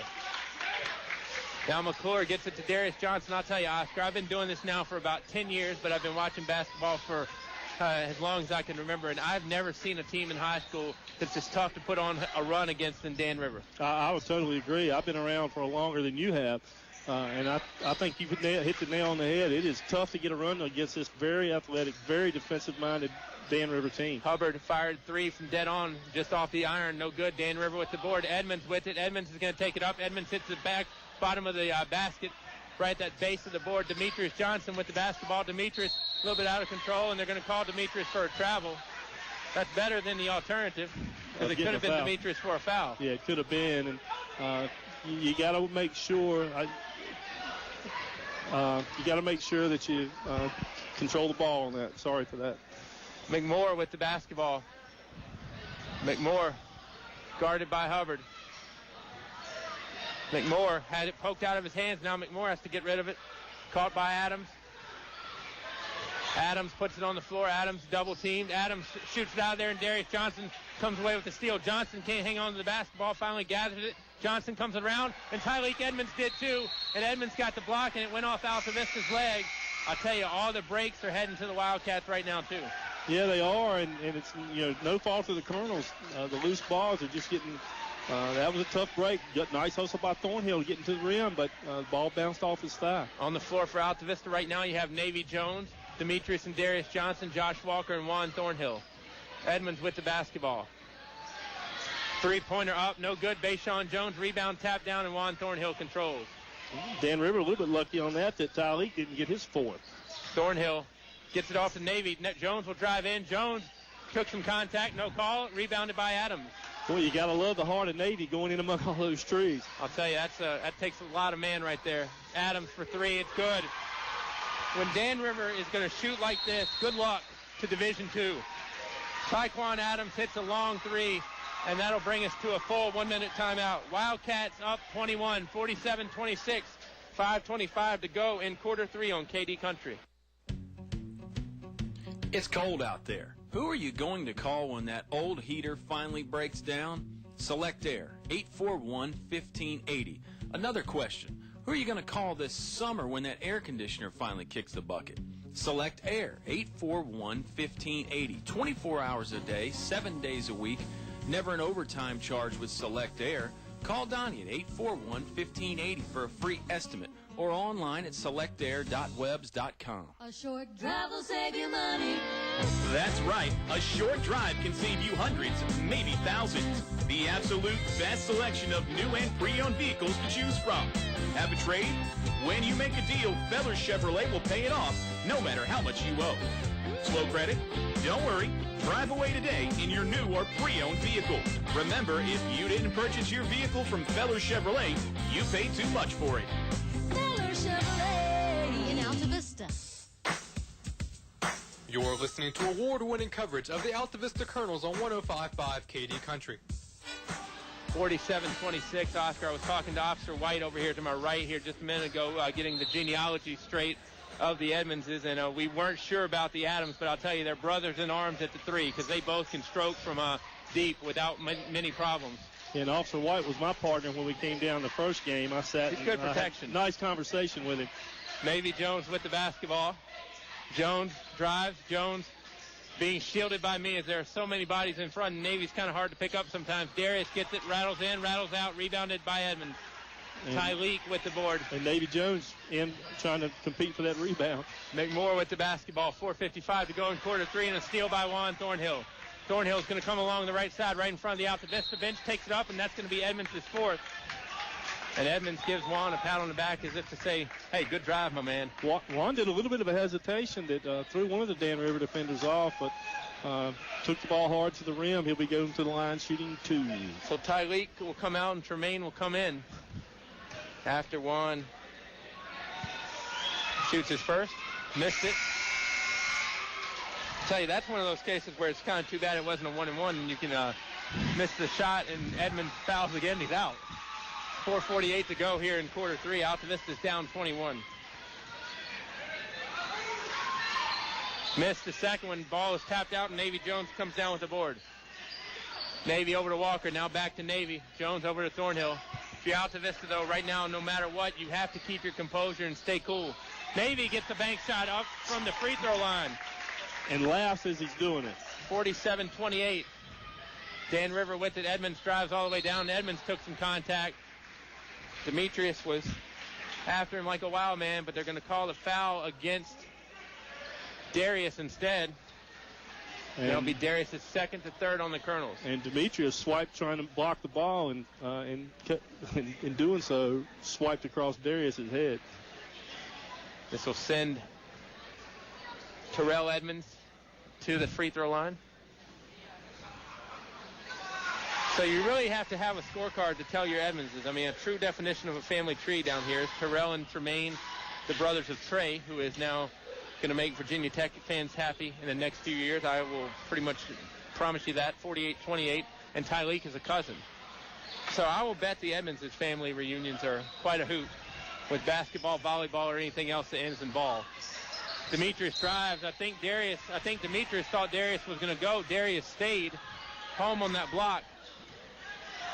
And you mentioned the family reunion at the Edmonds house. I'm very familiar with that house, and they have a nice full-court basketball court in the backyard. Going to be a carry against Dan River. I think it's going to be Altavista basketball. If you're Altavista, I think a couple things you got to do is you got to keep your head in this game because, you know, no matter what, you got a game on Wednesday. And you got to be of sound mind and sound body for that one. I mean, you know, and Altavista's done a pretty good job of bouncing back after, both losses to Dan River. Navy Jones with the basketball. Over to Darius. Johnson puts up a soft little baby hook, and it'll hit the front iron and fall down. 48-30. And it's been a long time since the Colonels have been able to feed that ball into Johnson on that play. It's been there all night. Dan River with the basketball. It's in the hands of D. McMoore. McMoore drives with the left. McMoore had it knocked away and picked up by Dan River. Edmonds got it before it went to Kenny Murphy's hands. Now Tremaine Edmonds with it. Edmonds drives in, and foul. It's going to go against Altavista. It's on Demetrius. It's going to be Demetrius' first and the fourth on Altavista. And this will send Mr. Tremaine Edmonds to the stripe for a pair. First one's off. No good. Tremaine's going to have one more attempt.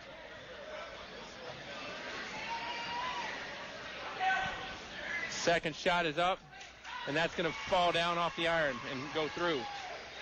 49-30, and Dan River, I'll tell you, one thing I like as McMoore is going to get called for the foul. I think that's his third. One thing I like about Dan River, though, is they don't take their foot off the gas either. No, they don't. They're going hard. 49-30, 3:37 to go in quarter three. Toss it to Kyle here after the third quarter and get an update from the ladies' district final. We got a lot to do on the post game tonight, and hopefully we'll get some post game from the girls. But we'll see how it goes. You gotta get lucky a little bit to have those things sync just right. Altavista's gonna have to get Lady Luck on their side as well. They're down 19 with 3:25 to go in quarter three. Navy gets rid of it. Demetrius hands it back to Jones. Jones off to the free throw line. Jones cut off. Now Jones dribbling around the perimeter. Jones needs some help. Josh Walker will provide it. Walker for three. Fires in and out. No good. Rebounded by Demetrius Johnson. Lost it. Picked up by Edmonds. Every loose ball, is Deshaun to Tremaine. It's going Dan Rivers' way. Terrell, excuse me. 51-30. I'll tell you, though, we could be watching two teams that are going to could easily be at the Final Four in Richmond in a few weeks. 3 subs checking in for Altavista on the dead. Navy's in big trouble. Gets it over to Darius. And a timeout by Altavista. We will take one as well. 2 minutes and 43 seconds in quarter 3. Altavista down 51-30 against Dan River right here on your home for Altavista Colonels Athletics. 105.5 WKDE. Hi, I'm Bianca Allison of First National Bank. Did you know there are great home mortgage opportunities available right now? With rates being at an all-time low, FHA and VA financing, our recognized mortgage lenders will deliver the right loan for your needs. Put this together with our other progressive mortgage products, our fast, local service, and we are ready to lend. First National Bank, over 100 years of dependable custom banking. For you and your money, that's important. First National Bank, member FDIC, equal housing lender. You're listening to award-winning coverage of the Altavista Colonels on 105.5 KD Country. 51-30, 2:43 to go. Altavista. Some new faces on the floor. Let's go over them real quick. Jacob McClure, Canavis Jones, Josh Walker, Eric Poindexter, and Dylan Allen for Altavista. McClure over to Allen. Allen in front of the free throw line. Puts it up and off the bank and in. So Dylan Allen sinks in two, and it's 51-32. Mike looks like he's got all the starters, with the exception of McClure, off the floor, giving them a rest for that final push here going into the fourth quarter. Tyrone Adams with it. Adams puts it up off 1 foot. No good. Front iron. Rebound by Navy. Jones with it. 2:14 to go here in quarter 3. Check in with Kyle at the end of the frame over in Altavista to see what's happening with the girls' district final. Walker with the basketball. Walker cut off. Adams all over him. Now Canavis will put it on the floor. Back over to Poindexter. Now to McClure. McClure to Walker. Walker at the free throw line. Gives it off. McClure couldn't get it before Edmonds could. Edmonds with the basketball. Edmonds drives all the way down, and Tremaine is going to be fouled. And, you know, the thing about it, too, is that foul is going to be called against Walker, I believe. That's the 5th one on Altavista, 2nd on Josh. I'm willing to go out on a limb, and I'm a big boy, so it's got to be a good-sized limb to hold me. You're not going to see a lot of teams in Division I like Dan River. And I'll say this with sincerity, thank God. No, that's absolutely right. And I don't know how many teams you're going to see like that in Division II. Right. Again, so athletic, such great defenders. It's going to this team could go very, very deep, and I'd be shocked if they don't get to the Final Four. Well, and the thing about it too is they're a 3 seed right now, and somebody got knocked in the nose for Dan River. 52-32 is our score. 1:48 to go in quarter 3. There's some talking going on. Tyquan Adams got an elbow or involved with Allen, and he's continuing to want to come after Allen. His teammates are getting him off the court. Got him all the way past the bleachers. Ben Elliott will go over there with him, calm him down. Kenny Murphy talking to the official. 52-32 and 1:48 to go in quarter 3.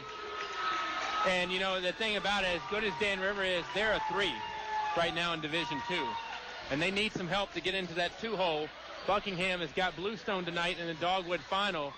The other team that is the number 1 seed is William Monroe, or as I like to call him affectionately, Billy M., is right there at that 1 hole out of the Bull Run. Steal by Dan River. Canavis Jones is going to get called for the foul. And now if you're the referees, you really have to keep things under control because some people are getting a little chippy. Yeah, and both sides. That's right, and with a 20-point lead and both the competitiveness of both these schools, these kids are not going to quit. 6 team fouls now on Altavista, and this is going to put Bayshon at the stripe for a pair.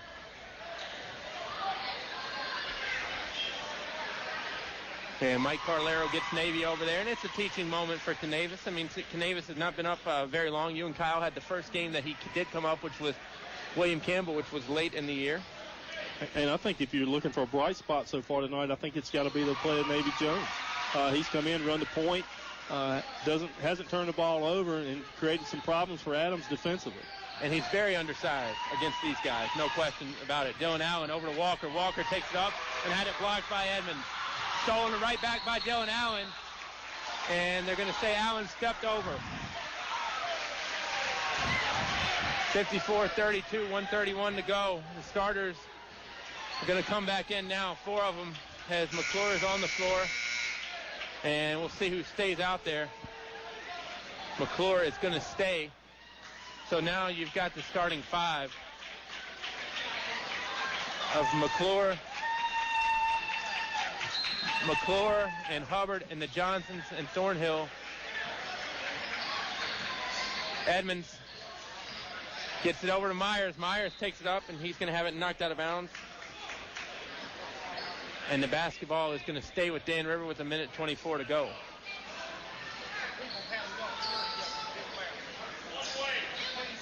(54-32).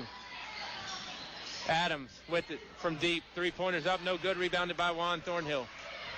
Thornhill has it knocked away, and it's going to stay with Altavista. Good hustle by Rayshawn Myers. Try to keep the play alive for Dan River. Thing about Dan River, too, is, they're up 22 right now, and they're almost playing like they're down 10. Well, and, even when they pull their starters and they go 7, 8, 9 deep on the bench, they're not losing that much. Thornhill takes it all the way to the rack, gives it off to Johnson. Johnson's going to put it up and not going to get it to fall. 54-32 with 63 seconds to go, and Demetrius is to the line. So that foul is going to go against Bayshawn Jones, his first.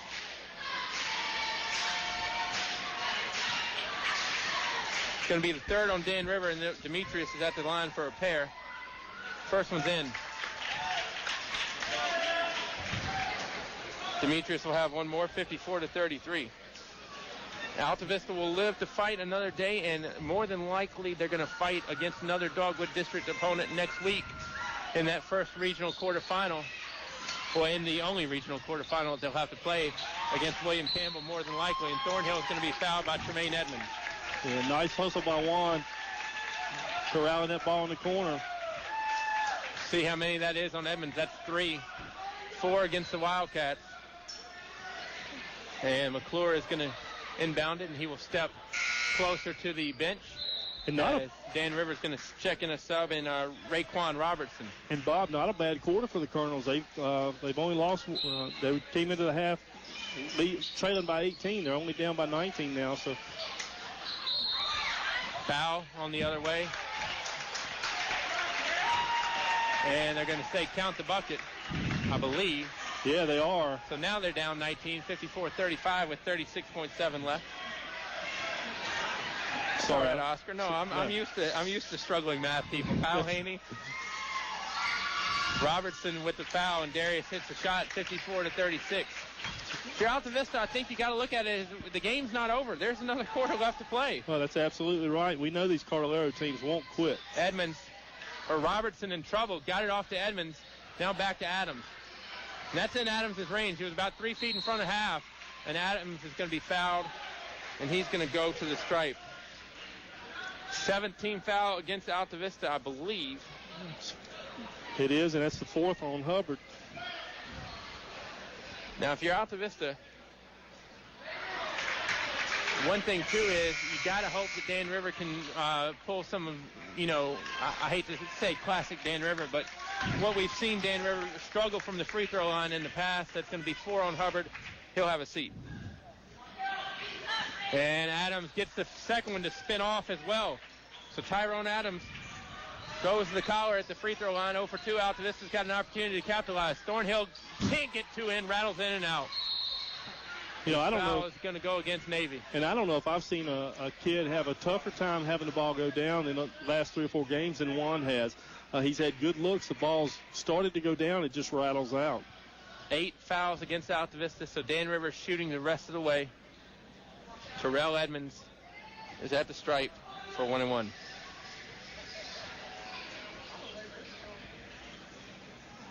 And Terrell misses. Not going to hit anything on that one but air. And won't have a second one. Now, if you're Altavista again, I mean, you could get this thing down to 15 by the end of the quarter. Demetrius Johnson with it, hands it back to Thornhill. I think it's imperative Altavista score, just so Uncle Mo can come into the fourth quarter with you. That's right. Navy Jones with it. And for those of you who are not familiar with Uncle Mo, he is a big man. He's called Momentum. Thornhill in front of the free throw line, takes up a shot, contested, no good. Demetrius takes it up. Demetrius is going to take it up strong and get it to go.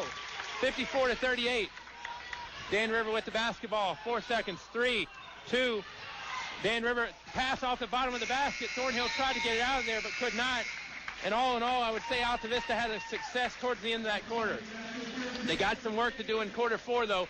54-38 is our score. Before we send it to break, let's send it to Kyle at A-Town. Kyle Haney, what's going on? All right, thanks, Bob. Better quarter for Altavista down there with you guys. Better quarter for Chatham in the third. They actually got the lead cut down to an 8-point Altavista lead, but Erica Wilson grabbed an offensive rebound and sank a long 2 at the buzzer. That put the Colonels up 10. We're 6:40 left to go here in the fourth quarter. Altavista leading now 40-28. Back to Ringgold in just a minute on 105.5 KD Country. English Construction Company has been in the building business since 1932, so it's only natural that they appreciate the building process. They recognize the fact that organized sports programs build character as well as bodies and minds. They know that high school sports build our youth into more well-rounded and more productive adults. English Construction Company is proud to be a sponsor of high school sports and salute all athletes, coaches, and teachers. A word of praise and encouragement from English Construction Company with offices in Lynchburg, Virginia. You're listening to award-winning coverage of the Altavista Colonels on 105.5 KD Country.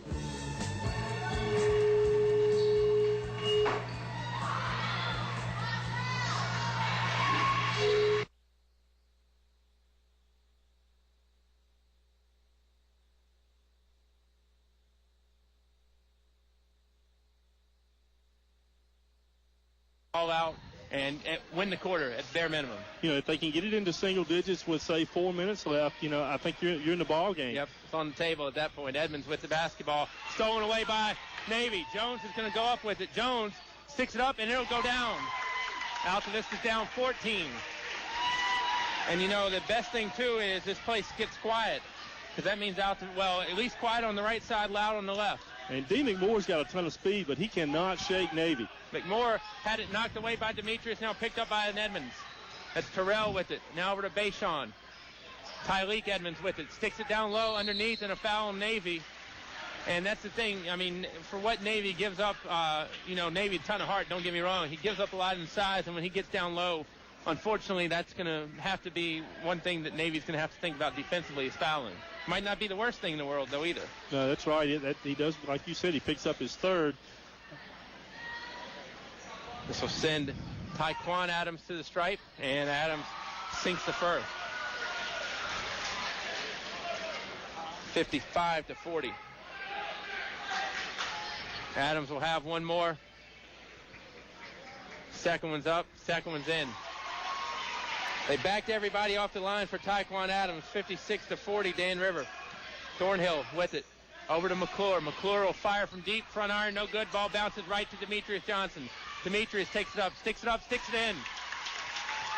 You feel Altavista's confidence at least coming back right now. I think they were about as low as a snake earlier just in the confidence factor because Dan River was playing so well. You're certainly starting to see a little bit more confidence in their step. Three-pointer up by Dan River, no good. Rebound is going to come down to Thornhill, 56-42. Thornhill passes it over to McClure. McClure will fire from three. That looked like it might have gone. No good. The ball bounces around and comes down to Dan River. Now, the other thing about Dan River is Dan River doesn't need to be helpful right now to Altavista and take some of these ill-advised shots. Jones, nice pass over to Edmonds. Edmonds goes up for the dunk. No good. Rebounded by Dan River, though. Adams is going to be called for an offensive foul. That's on Tyquan Adams. And that's the 16th foul on Dan River. So the next one, Altavista will shoot for the rest of this game. Unfortunately, though, next foul on Altavista, Dan Rivers got two the rest of the way. No, but with Altavista getting into free throws, that will help with the clock. Yep. So, I mean, that's a big plus for the Colonels. 6:06 to go. Altavista down 14. They could cut it to 12 or 11. Demetrius, long two, gets it to go. And I'll tell you what, Oscar, I mean, this is no slap against Altavista, but if you told me this thing was going to be 12 with 5:50 to go, I might have looked funnier than normal. I certainly would have expected you to do that. Colonel's here responding in the fourth quarter. McMoore with it. McMoore thought about three, drives all the way in, leaves it off, and taken away by Altavista. Navy Jones with it. Altavista's got numbers. Jones off to Thornhill. Behind the back to Navy. Navy saves it, but it was out of bounds. And I don't think Juan was getting fancy for the sake of fancy. I think he just saw an open guy because Juan had a bad angle at the goal. And he was about to lose the ball. The only play he had was to send it behind his back. It certainly wasn't a hot dog play on his part. But that would have been big. That could have cut the score to 10. 5:28 remaining. Edmonds. Now off to Adams, and Adams got it fouled. And Darius got him from the back. I think that's 4 on Johnson. Might be 3. I hope I'm wrong with the 4. That's 10 on Altavista. It is 3. And Adams did a great job with the pump fake. He was wide open. Good job by the Colonels converging, not letting him have the wide open layup. First one up by Adams. It's going to go down. I'll tell you, Tyquan Adams has some stones when it gets late. Calmly sinking that one. And he hit his last two. He's been extremely solid here. He'll have another 5:16 to go. Adams taking his sweet time. Second one's up, and that's not going to fall. Rebounded by Altavista. Tyleek Edmonds playing dangerous, too, with 4 fouls. Very active. Demetrius is going to drive down. Tyleek Edmonds got the basketball on that one. Colonel fans thought he might have gotten some body, too.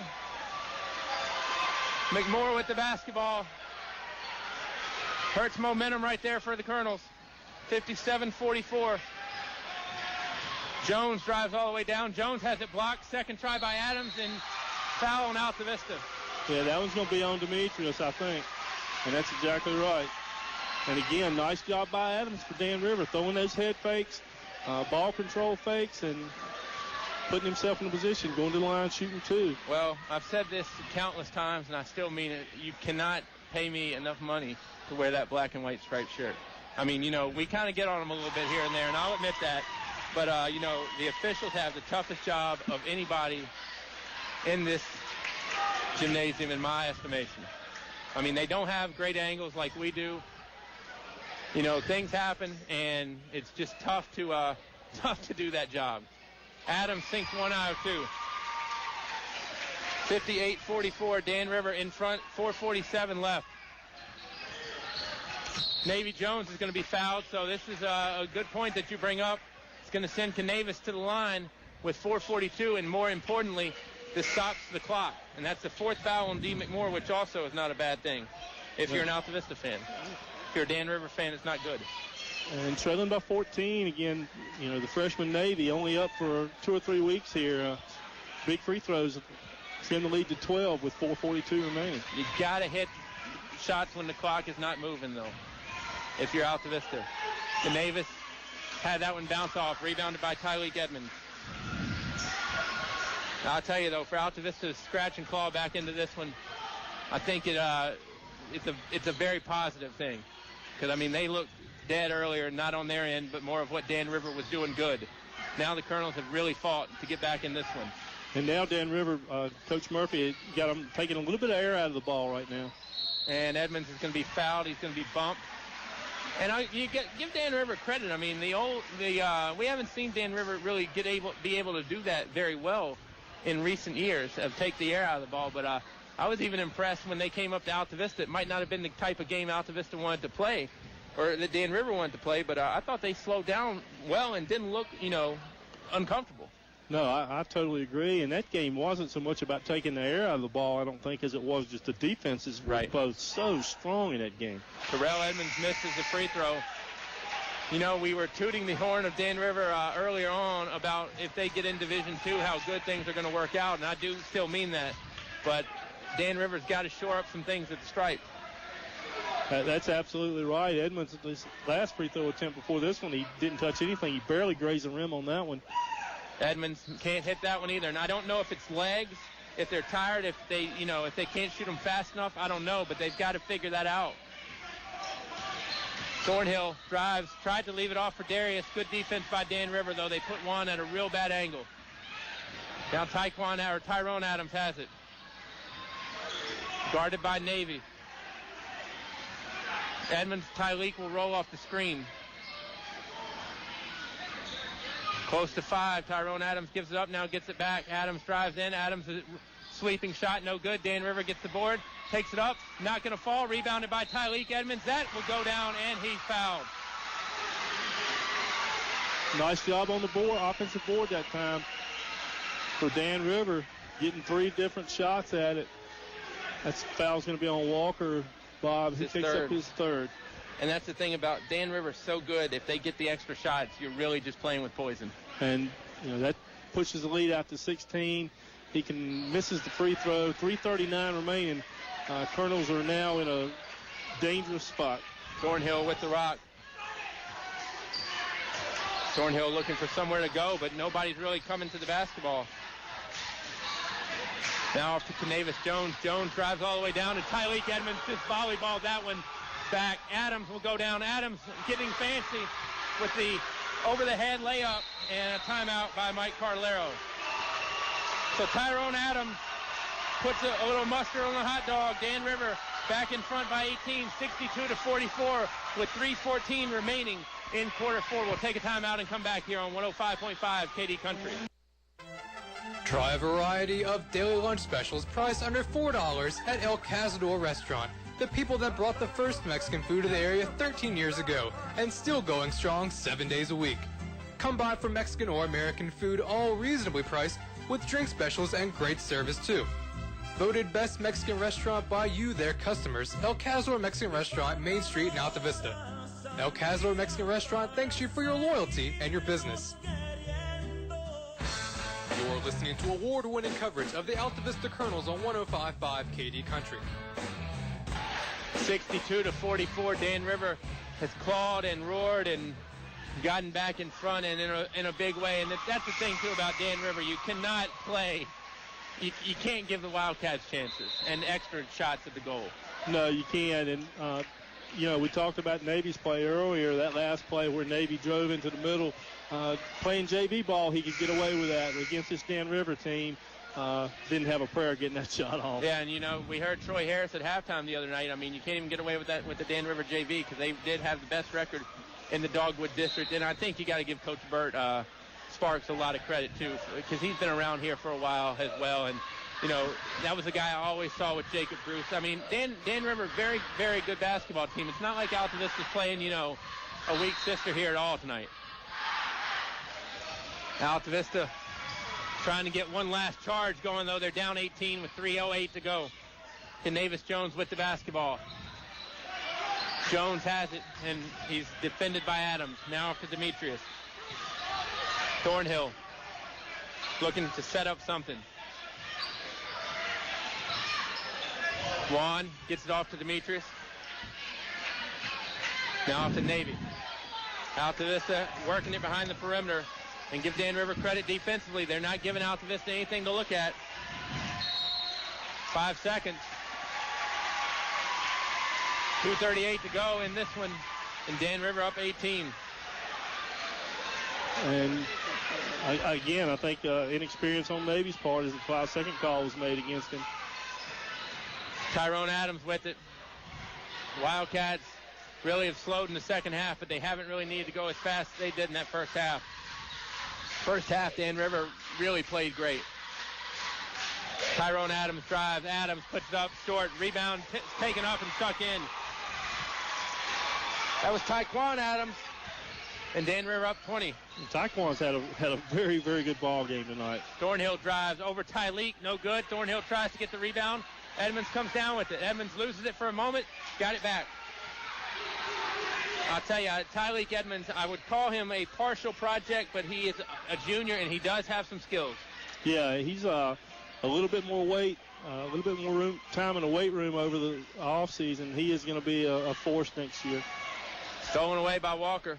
Thornhill bats it over to Navy. Jones brings it up. Minute 40 to go. 20-point lead. Dan River up 64-44. Johnson with it. Johnson sticks it up. Won't fall. Well, Johnson's been able to get his shot up over Edmonds, but that time he wasn't able to knock it down. And a timeout here. And with that being said, 64-44 with 1:18 left. Even though it's a 30, let's still toss it over to Kyle Haney down there in Altavista. Kyle, how are the ladies looking? Hey, Bob. Altavista Lady Colonels looking good. They're up 12, under a minute to play. Chatham, again, really had a good third quarter, had a good fourth quarter as well. They got it cut down to an 8-point lead with about 4.5 minutes. But now it's all but over. Lady Colonels are going to go on and be your Dogwood District tournament champs, still undefeated in the Dogwood District. I'll send it back down to Bob and Oscar in Ringgold on 105.5 KD Country. Good job, Kyle, and good job, Nick, as I keep everybody on their toes tonight. But when you got the A crew at home base and at Altavista, I'm tossing it to formidable hands. I mean, they might have to bumble it around a little bit for a second just because I'm a bumbler. But tell you, great job by Kyle tonight in Altavista. I've really enjoyed hearing his updates, and Nick's done a great job of putting him on. 1:09 to go in Dan River. Looks like they have this one on ice. 20 points. The Wildcats advantage. Altavista's got some new faces in there. Chandler Pribble's in. Eric Poindexter's in. Adams drives all the way. Can't get it to fall, and over the back on Dan River. That's a new face in for the Wildcats as well. Gabriel Long, he's a 6'4" guy. And Long is going to pick up that foul, and it's going to send Altavista to the stripe for 1-1. Well, he's a 6'4" junior, and they've also got Kamani Fitz, who's a 6'3" junior in. Nelson Dews and Walker Allen check in for Altavista. They join Pribble, Jones, and Poindexter, who's at the stripe. 57.2 to go. Good news is for Altavista, not an elimination game. Poindexter calmly sinks the free throw. They'll be at it again on Wednesday night on the radio. You and Kyle will be there in Altavista, and it looks like it's going to be the William Campbell Generals as the opponent for Altavista, Robbie St. John's group, and very interesting because William Campbell is the one that put Altavista out last year in a game in William Campbell where I thought the Generals looked extremely sharp. Yeah, and they looked relatively sharp when Colonels played them last time at William Campbell. They gave Colonels all they wanted through three. Walker Allen knocks that away. Jones hits the pass off to Pribble. Pribble couldn't handle it. Went off the backboard, and this is going to stay to Dan River with 39.8 seconds to go. Like I said, we'll look to have some extended postgame here tonight. We'll toss it back to Kyle again, I believe, at some point down there in Altavista. So stay with us on the Subway postgame show. It'll be along here in 39.8 seconds. Dan River with the basketball. It is Cully. Cully gives it off to Long. Long puts it on the floor, lost it, picked up by Walker Allen. Allen puts it with one dribble, now off to Navy Jones. 25 seconds to go. To Navis, off to Walker Allen. Allen drives and had it blocked. It's going to stay to Altavista with 22.6 to go. Pribble will inbound. Well, that was Walker went in and had 6'4", 6'3", and 6'6" defending. So, tell you, that's something when you can pull the last few guys off the bench and they're that tall. Pribble at a real bad angle. Tried to get it to go, could not. Dan River with the board. Cully tried to pass it away. Walker Allen with the steal. Allen takes it up, no good. 3 seconds left. 2, 1, that will do it here from Dan River. Wildcats are your tournament champions. They beat Altavista 64-46. We'll take a timeout and come back and get the Subway postgame show rolling right after this on 105.5 KD Country.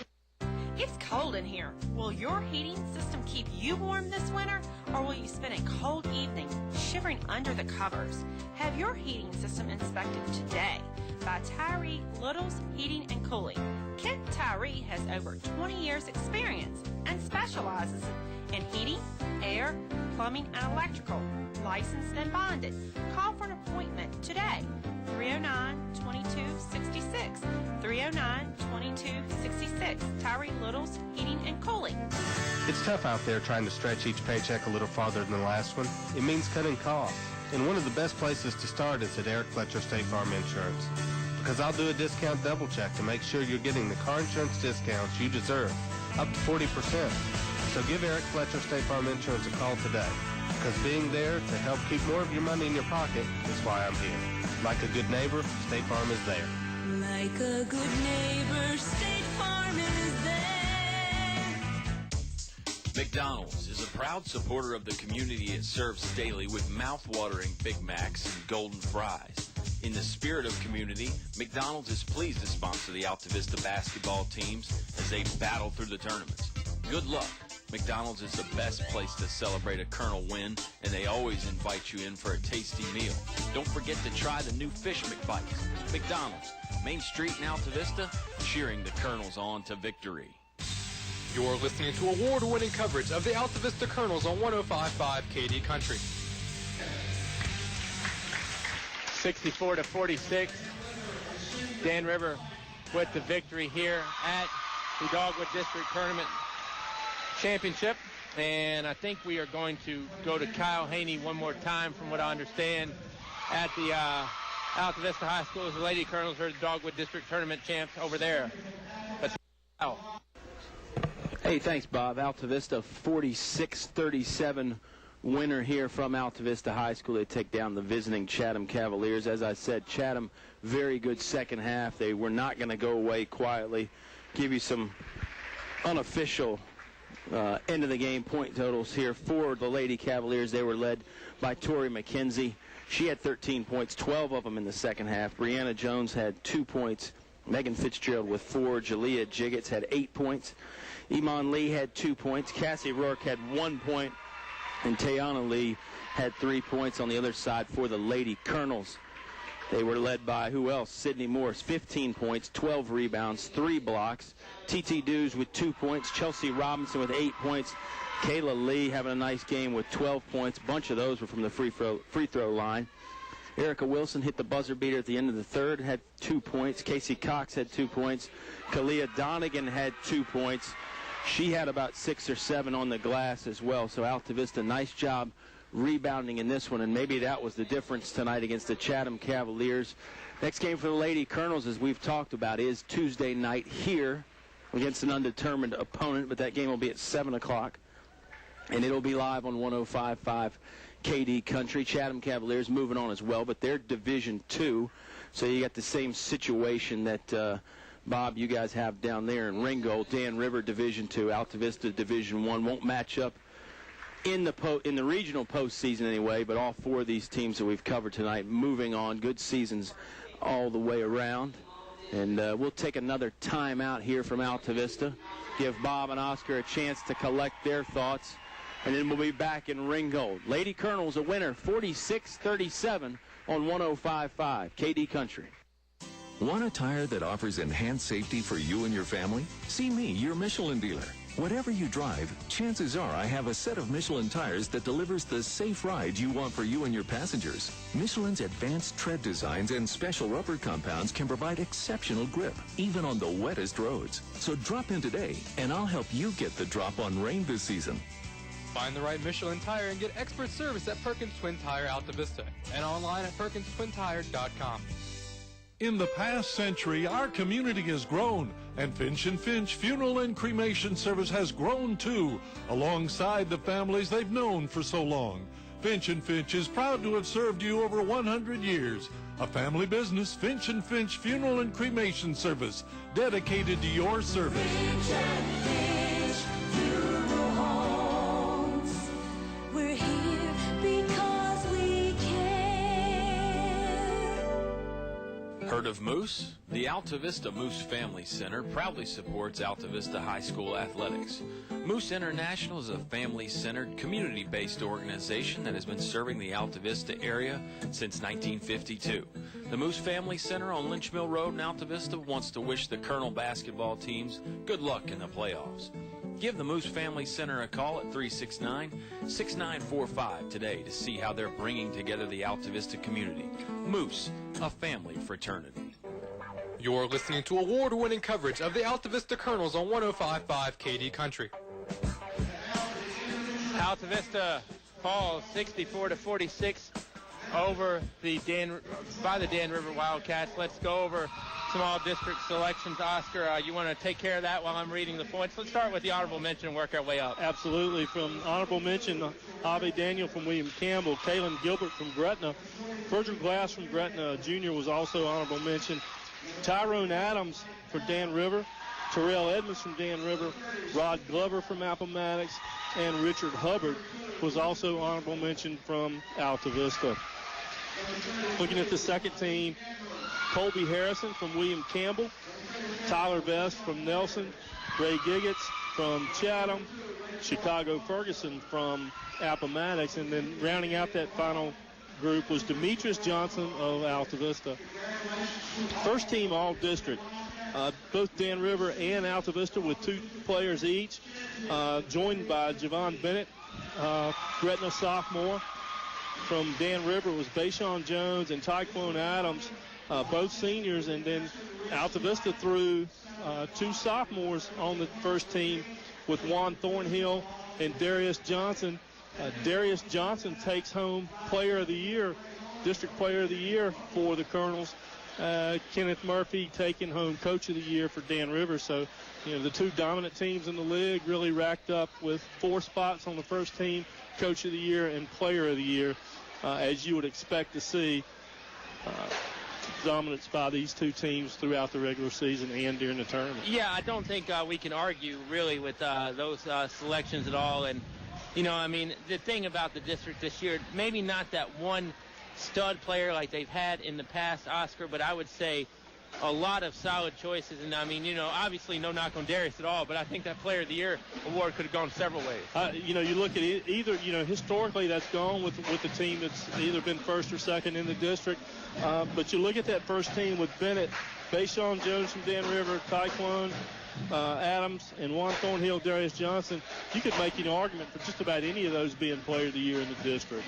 Yeah, and you got to give, Kenny Murphy getting the Coach of the Year. I think that's a great award for Coach Murphy. I think he did a great job because I'll be honest with you, I think there was a lot of pressure coming in just off what Jacob Gruss, I told you, he's put 4 posters on the wall. But Altavista has lost 3 games. They've all been to one team, and they're to a very, very, very good team with the Dan River Wildcats. So I'm not going to, sneeze at what Altavista's accomplished at all. And they're still playing. No, that's exactly right. And we'll go in as a number 2 seed. Yeah, probably looking at a number 2 with Page County being the 1. All in all, a great season as you look at what again, losing 3 times to this Dan River team. You can't fault the Colonels at all for that. No, and again, I'm a fan of pointing out occurrences that have happened before, and like I said, that 03-04 year, Altavista lost 3 games. They lost to a Pennsylvania County team 3 times. That worked out okay in the end. But as you look at the Colonels, Bob, as they move forward, what do they have to clean up? Well, I think one good thing is they're not playing Dan River again. And that's no knock on Altavista at all. Dan River is a very good team, a very solid team, and they're good. You're not going to see athleticism. If you do, it's probably going to be once you get to the Region A team. And if you don't have your A game, if you're off just a little bit, this Dan River team will make you look awful. Yeah, and really bad. Really quick, too, because it doesn't take them long. And like I said, I think the highest compliment I can offer Dan River is, they don't have people get runs on them. They do not give up. I could probably check this whole scoring thing here, and I doubt there's anything longer than a 4-0. And not only does Dan River do that, but very seldom do you see an all-pro picking up chairs. Yes, absolutely. Not in a high school gymnasium, or probably not even at home. Mr. Farrell Edmonds, the football coach here at Dan River, doing some cleanup right now. We're going to take one more break at least. We're going to hope to get a couple interviews, but not sure yet. Dan River is your Dogwood District Tournament champion, 64-46 over the Altavista Colonels here on 105.5 KD Country. It's cold out there. Who are you going to call when that old heater finally breaks down? Select Air, 841-1580. Another question. Who are you going to call this summer when that air conditioner finally kicks the bucket? Select Air, 841-1580. 24 hours a day, 7 days a week. Never an overtime charge with Select Air.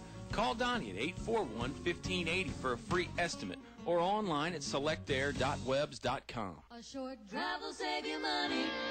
That's right. A short drive can save you hundreds, maybe thousands. The absolute best selection of new and pre-owned vehicles to choose from. Have a trade? When you make a deal, Feller Chevrolet will pay it off, no matter how much you owe. Slow credit? Don't worry. Drive away today in your new or pre-owned vehicle. Remember, if you didn't purchase your vehicle from Feller Chevrolet, you paid too much for it. Feller Chevrolet in Altavista. Have you looked at your business banking fees lately? I'm Sean Stone with First National Bank, and we have the best business accounts which offer serious savings for your company. We have a full menu of business products from checking accounts and remote deposit capture to online banking. And we have a local merchant card representative who will customize services just for your business. So let First National Bank prepare an analysis of your current activity and show how we will reduce your banking fees. First National Bank, member FDIC, equal housing lender. You're listening to award-winning coverage of the Altavista Colonels on 105.5 KD Country. Dan River gets the victory tonight, 64-46 over the Altavista Colonels in the Dogwood District Tournament Championship. And I'll tell you, Oscar, I'm having a tough time with these stats because, like I said, you really need a scorecard to tell your Edmondses at the end. The Edmondses and the Adams. Dan River, you got to give them credit. And, they move on, too.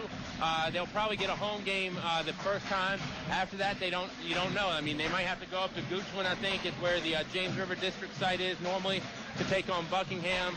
But, you don't know. And Russ Gowen's got a good team. William Monroe is obviously probably going to be the number one seed. So a lot of basketball left for Dan River, and hopefully a lot of basketball left for Dan River, and hopefully a lot of basketball left for Altavista as well, as the Colonels, I think, can't call the year whatsoever a bad, can't use any bad words. No. I don't know what you would say because, they haven't beaten Dan River. Well, they haven't beaten Dan River as more Dan River's beaten them. Dan River's won 3 out of 4.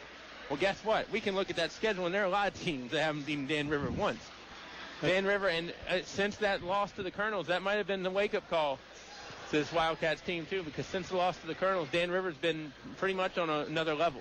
Yeah, they absolutely have. I'm looking back, and, they lost to Bassett. They lost to Eastern Alamance, which has a rich history down out of Carolina. Very, very familiar with that school. James on Curry played there.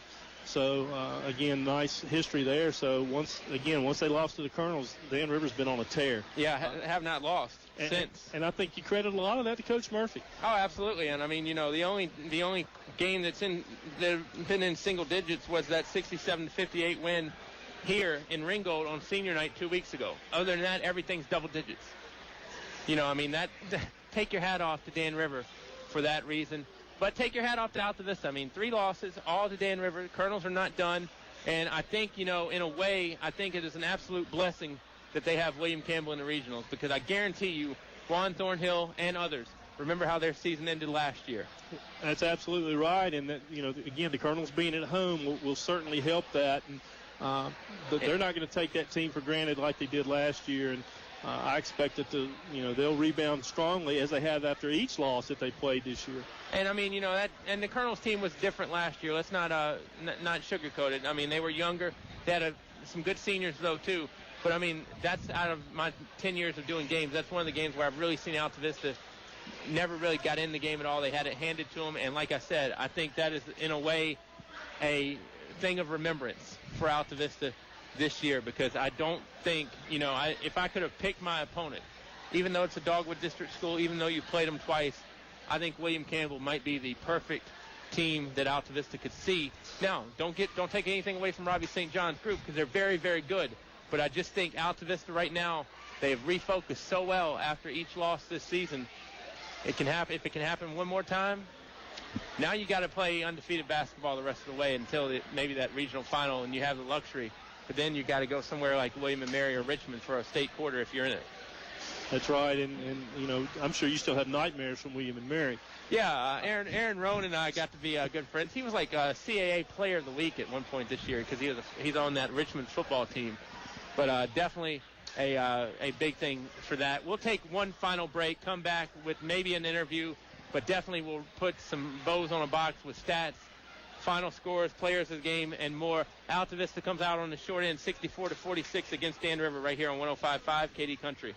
The following is brought to you by English Construction Company.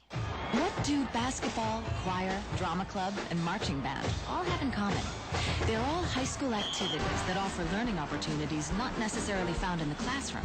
They take up just a fraction of a typical Virginia high school's budget, and they go a long way to giving young people the tools they need to thrive. High school activities, they're more than extracurricular. They're extra important, too. This message presented by the Virginia High School League and the Virginia Interscholastic Athletic Administrators Association.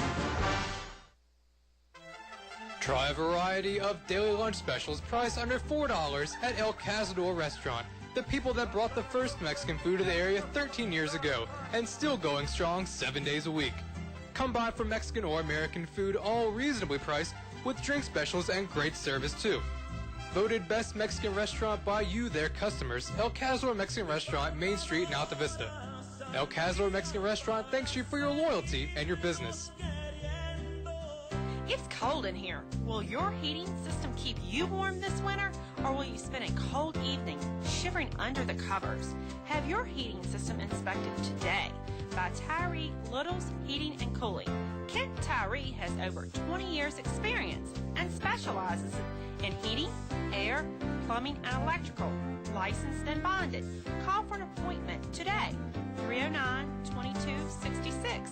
309-2266. Tyree Little's Heating and Cooling. You're listening to award-winning coverage of the Altavista Colonels on 105.5 KD Country. Altavista comes out on the short end to Dan River, 64-45 here from Dan River High School. Let's tell you about the Subway postgame show. And let's tell you it's February, $5 footlong specials. The premiums are $6. A lot of good stuff at Subway going on. $3 breakfast combos, a 6-inch breakfast sub with a 16-ounce coffee or a 21-ounce drink. A lot of good things at Subway. There are 2 locations, Main Street and inside the Walmart in Clarion Road. Speaking of Walmart, if you listened on the internet tonight, no matter where you were, if you were in Philadelphia, sunny Orlando, Baltimore, or more, you heard it via kdcountry.com and the good folks at Walmart. Perkins Twin Tire also helped us out tonight. Your home for Michelin Defender tires stops up to 31 feet shorter and lasts 21,000 miles longer than the leading competition. The Moose Family Center on Lynch Mill Road in Altavista. Heard of Moose? Tyree Little's Heating and Cooling, keeping you warm in the winter, cool in the summer. McDonald's. The McDonald's in Altavista is a proud supporter of the Colonels. Try the new Fish McBites. English's, your complete home center. See them for Atrium Vinyl Windows. Finch and Finch Funeral and Cremation Services, a family serving families since 1905. State Farm agents Eric Fletcher and Chris Anderson. Like a good neighbor, State Farm is there. First National Bank, they're focused on providing an extraordinary customer experience. El Cazador, voted best Mexican restaurant in town by their customers. Select Air, 24 hours a day, 7 days a week, never an overtime charge. English Construction, wishing our high school athletes an exciting and injury-free game. And Feller Chevrolet, where a short drive will save you money. They're also sponsors of the YouTube broadcast, which you can hear on YouTube, our YouTube channel. And check that out as you can hear the great voices of Oscar Briggs, myself, Kyle Haney, Scott Wilson, more. I think there are even football games up there. I'm not 100% positive, but I believe there are. So, I mean, if you want to go back to the gridiron, Oscar and Kyle can help you with that as well. Let's go over some final points totals here tonight from Dan River High School. Dan River victorious 64-45 in the Dogwood District Tournament Final. And let's start with Altavista. Darius Johnson led the Colonels with 18. Demetrius had 9. Juan Thornhill finished with 6. Navy Jones finished with 4. Richard Hubbard had 3. And Josh Walker, Dylan Allen, and Eric Poindexter all chipped in 2. Dan River had 3 guys in double figures. Bayshawn Jones led the Wildcats with 18. Tyrone Adams had 14. Tyquan Adams had 13. Terrell Edmonds had 7. Tremaine Edmonds with 4. Tyleek Edmonds with 4. Rayshawn Myers and D. McMore each chipped in 2. So that brings us to the time of the evening for player of the game. But before we do that, the Lady Colonels got the victory over Chatham at Altavista High School, and girls basketball all-district team. Let's start with the honorable mentions.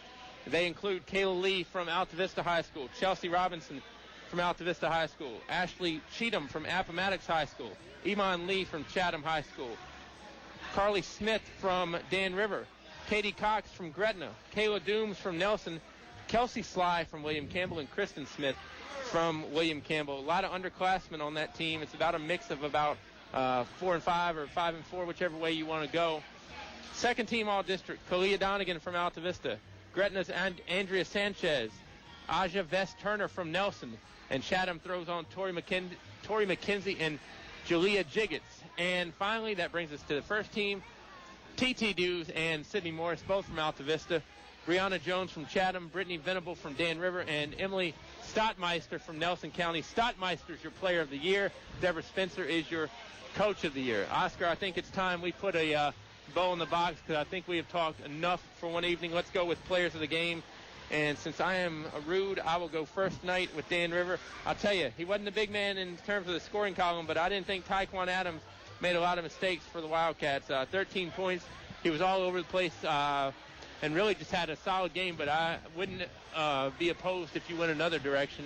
I'm going to go a little bit of a different direction. I think Bayshawn Jones got him off to a quick start, was consistent throughout the game, tough on the boards, battled underneath. So for me, it's Jones. Brings us to Altavista. I'm going to let you go first on this one. Oh, thanks. I go first when it benefits me, but I'll let you go first when it benefits me. You know, I'm going to go with Demetrius. Okay. Demetrius. Okay, just want to make sure I heard right. Demetrius had 9 tonight. Good, solid game. I think Demetrius was key. His buckets came in that third quarter when they made that push, cut it down to 12. He stood out as really driving that comeback. So for me, it's Demetrius. I think that's a good selection. I'm not going to give that on my selection, but I think it's a good selection. I'm going to go Navy.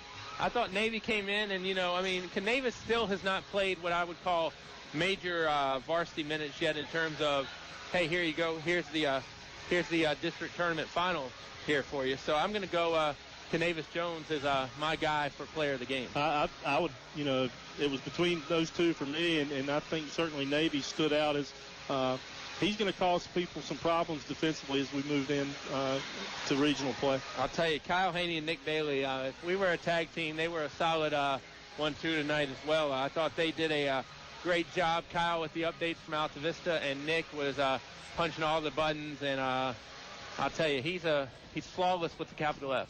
Yeah, he is. And again, first time we've really tried this that I'm aware of. Seemed to work well. We'll appreciate your feedback and look forward to possibly doing it again. Yeah, you can visit us on Facebook or Twitter. And now that the brass has heard how well it worked, this could happen once or twice more. So that will be it from Dan River High School. Wildcats are your Dogwood District Tournament champions, 64-45. They beat Altavista. The Colonels, though, are not done. They will see region play start on Wednesday at Altavista High School. William Campbell is the likely opponent. Until then, for Oscar Briggs and everyone else involved in this one, this is Bob Alvis, 64-45, Dan River. Everyone have a great weekend.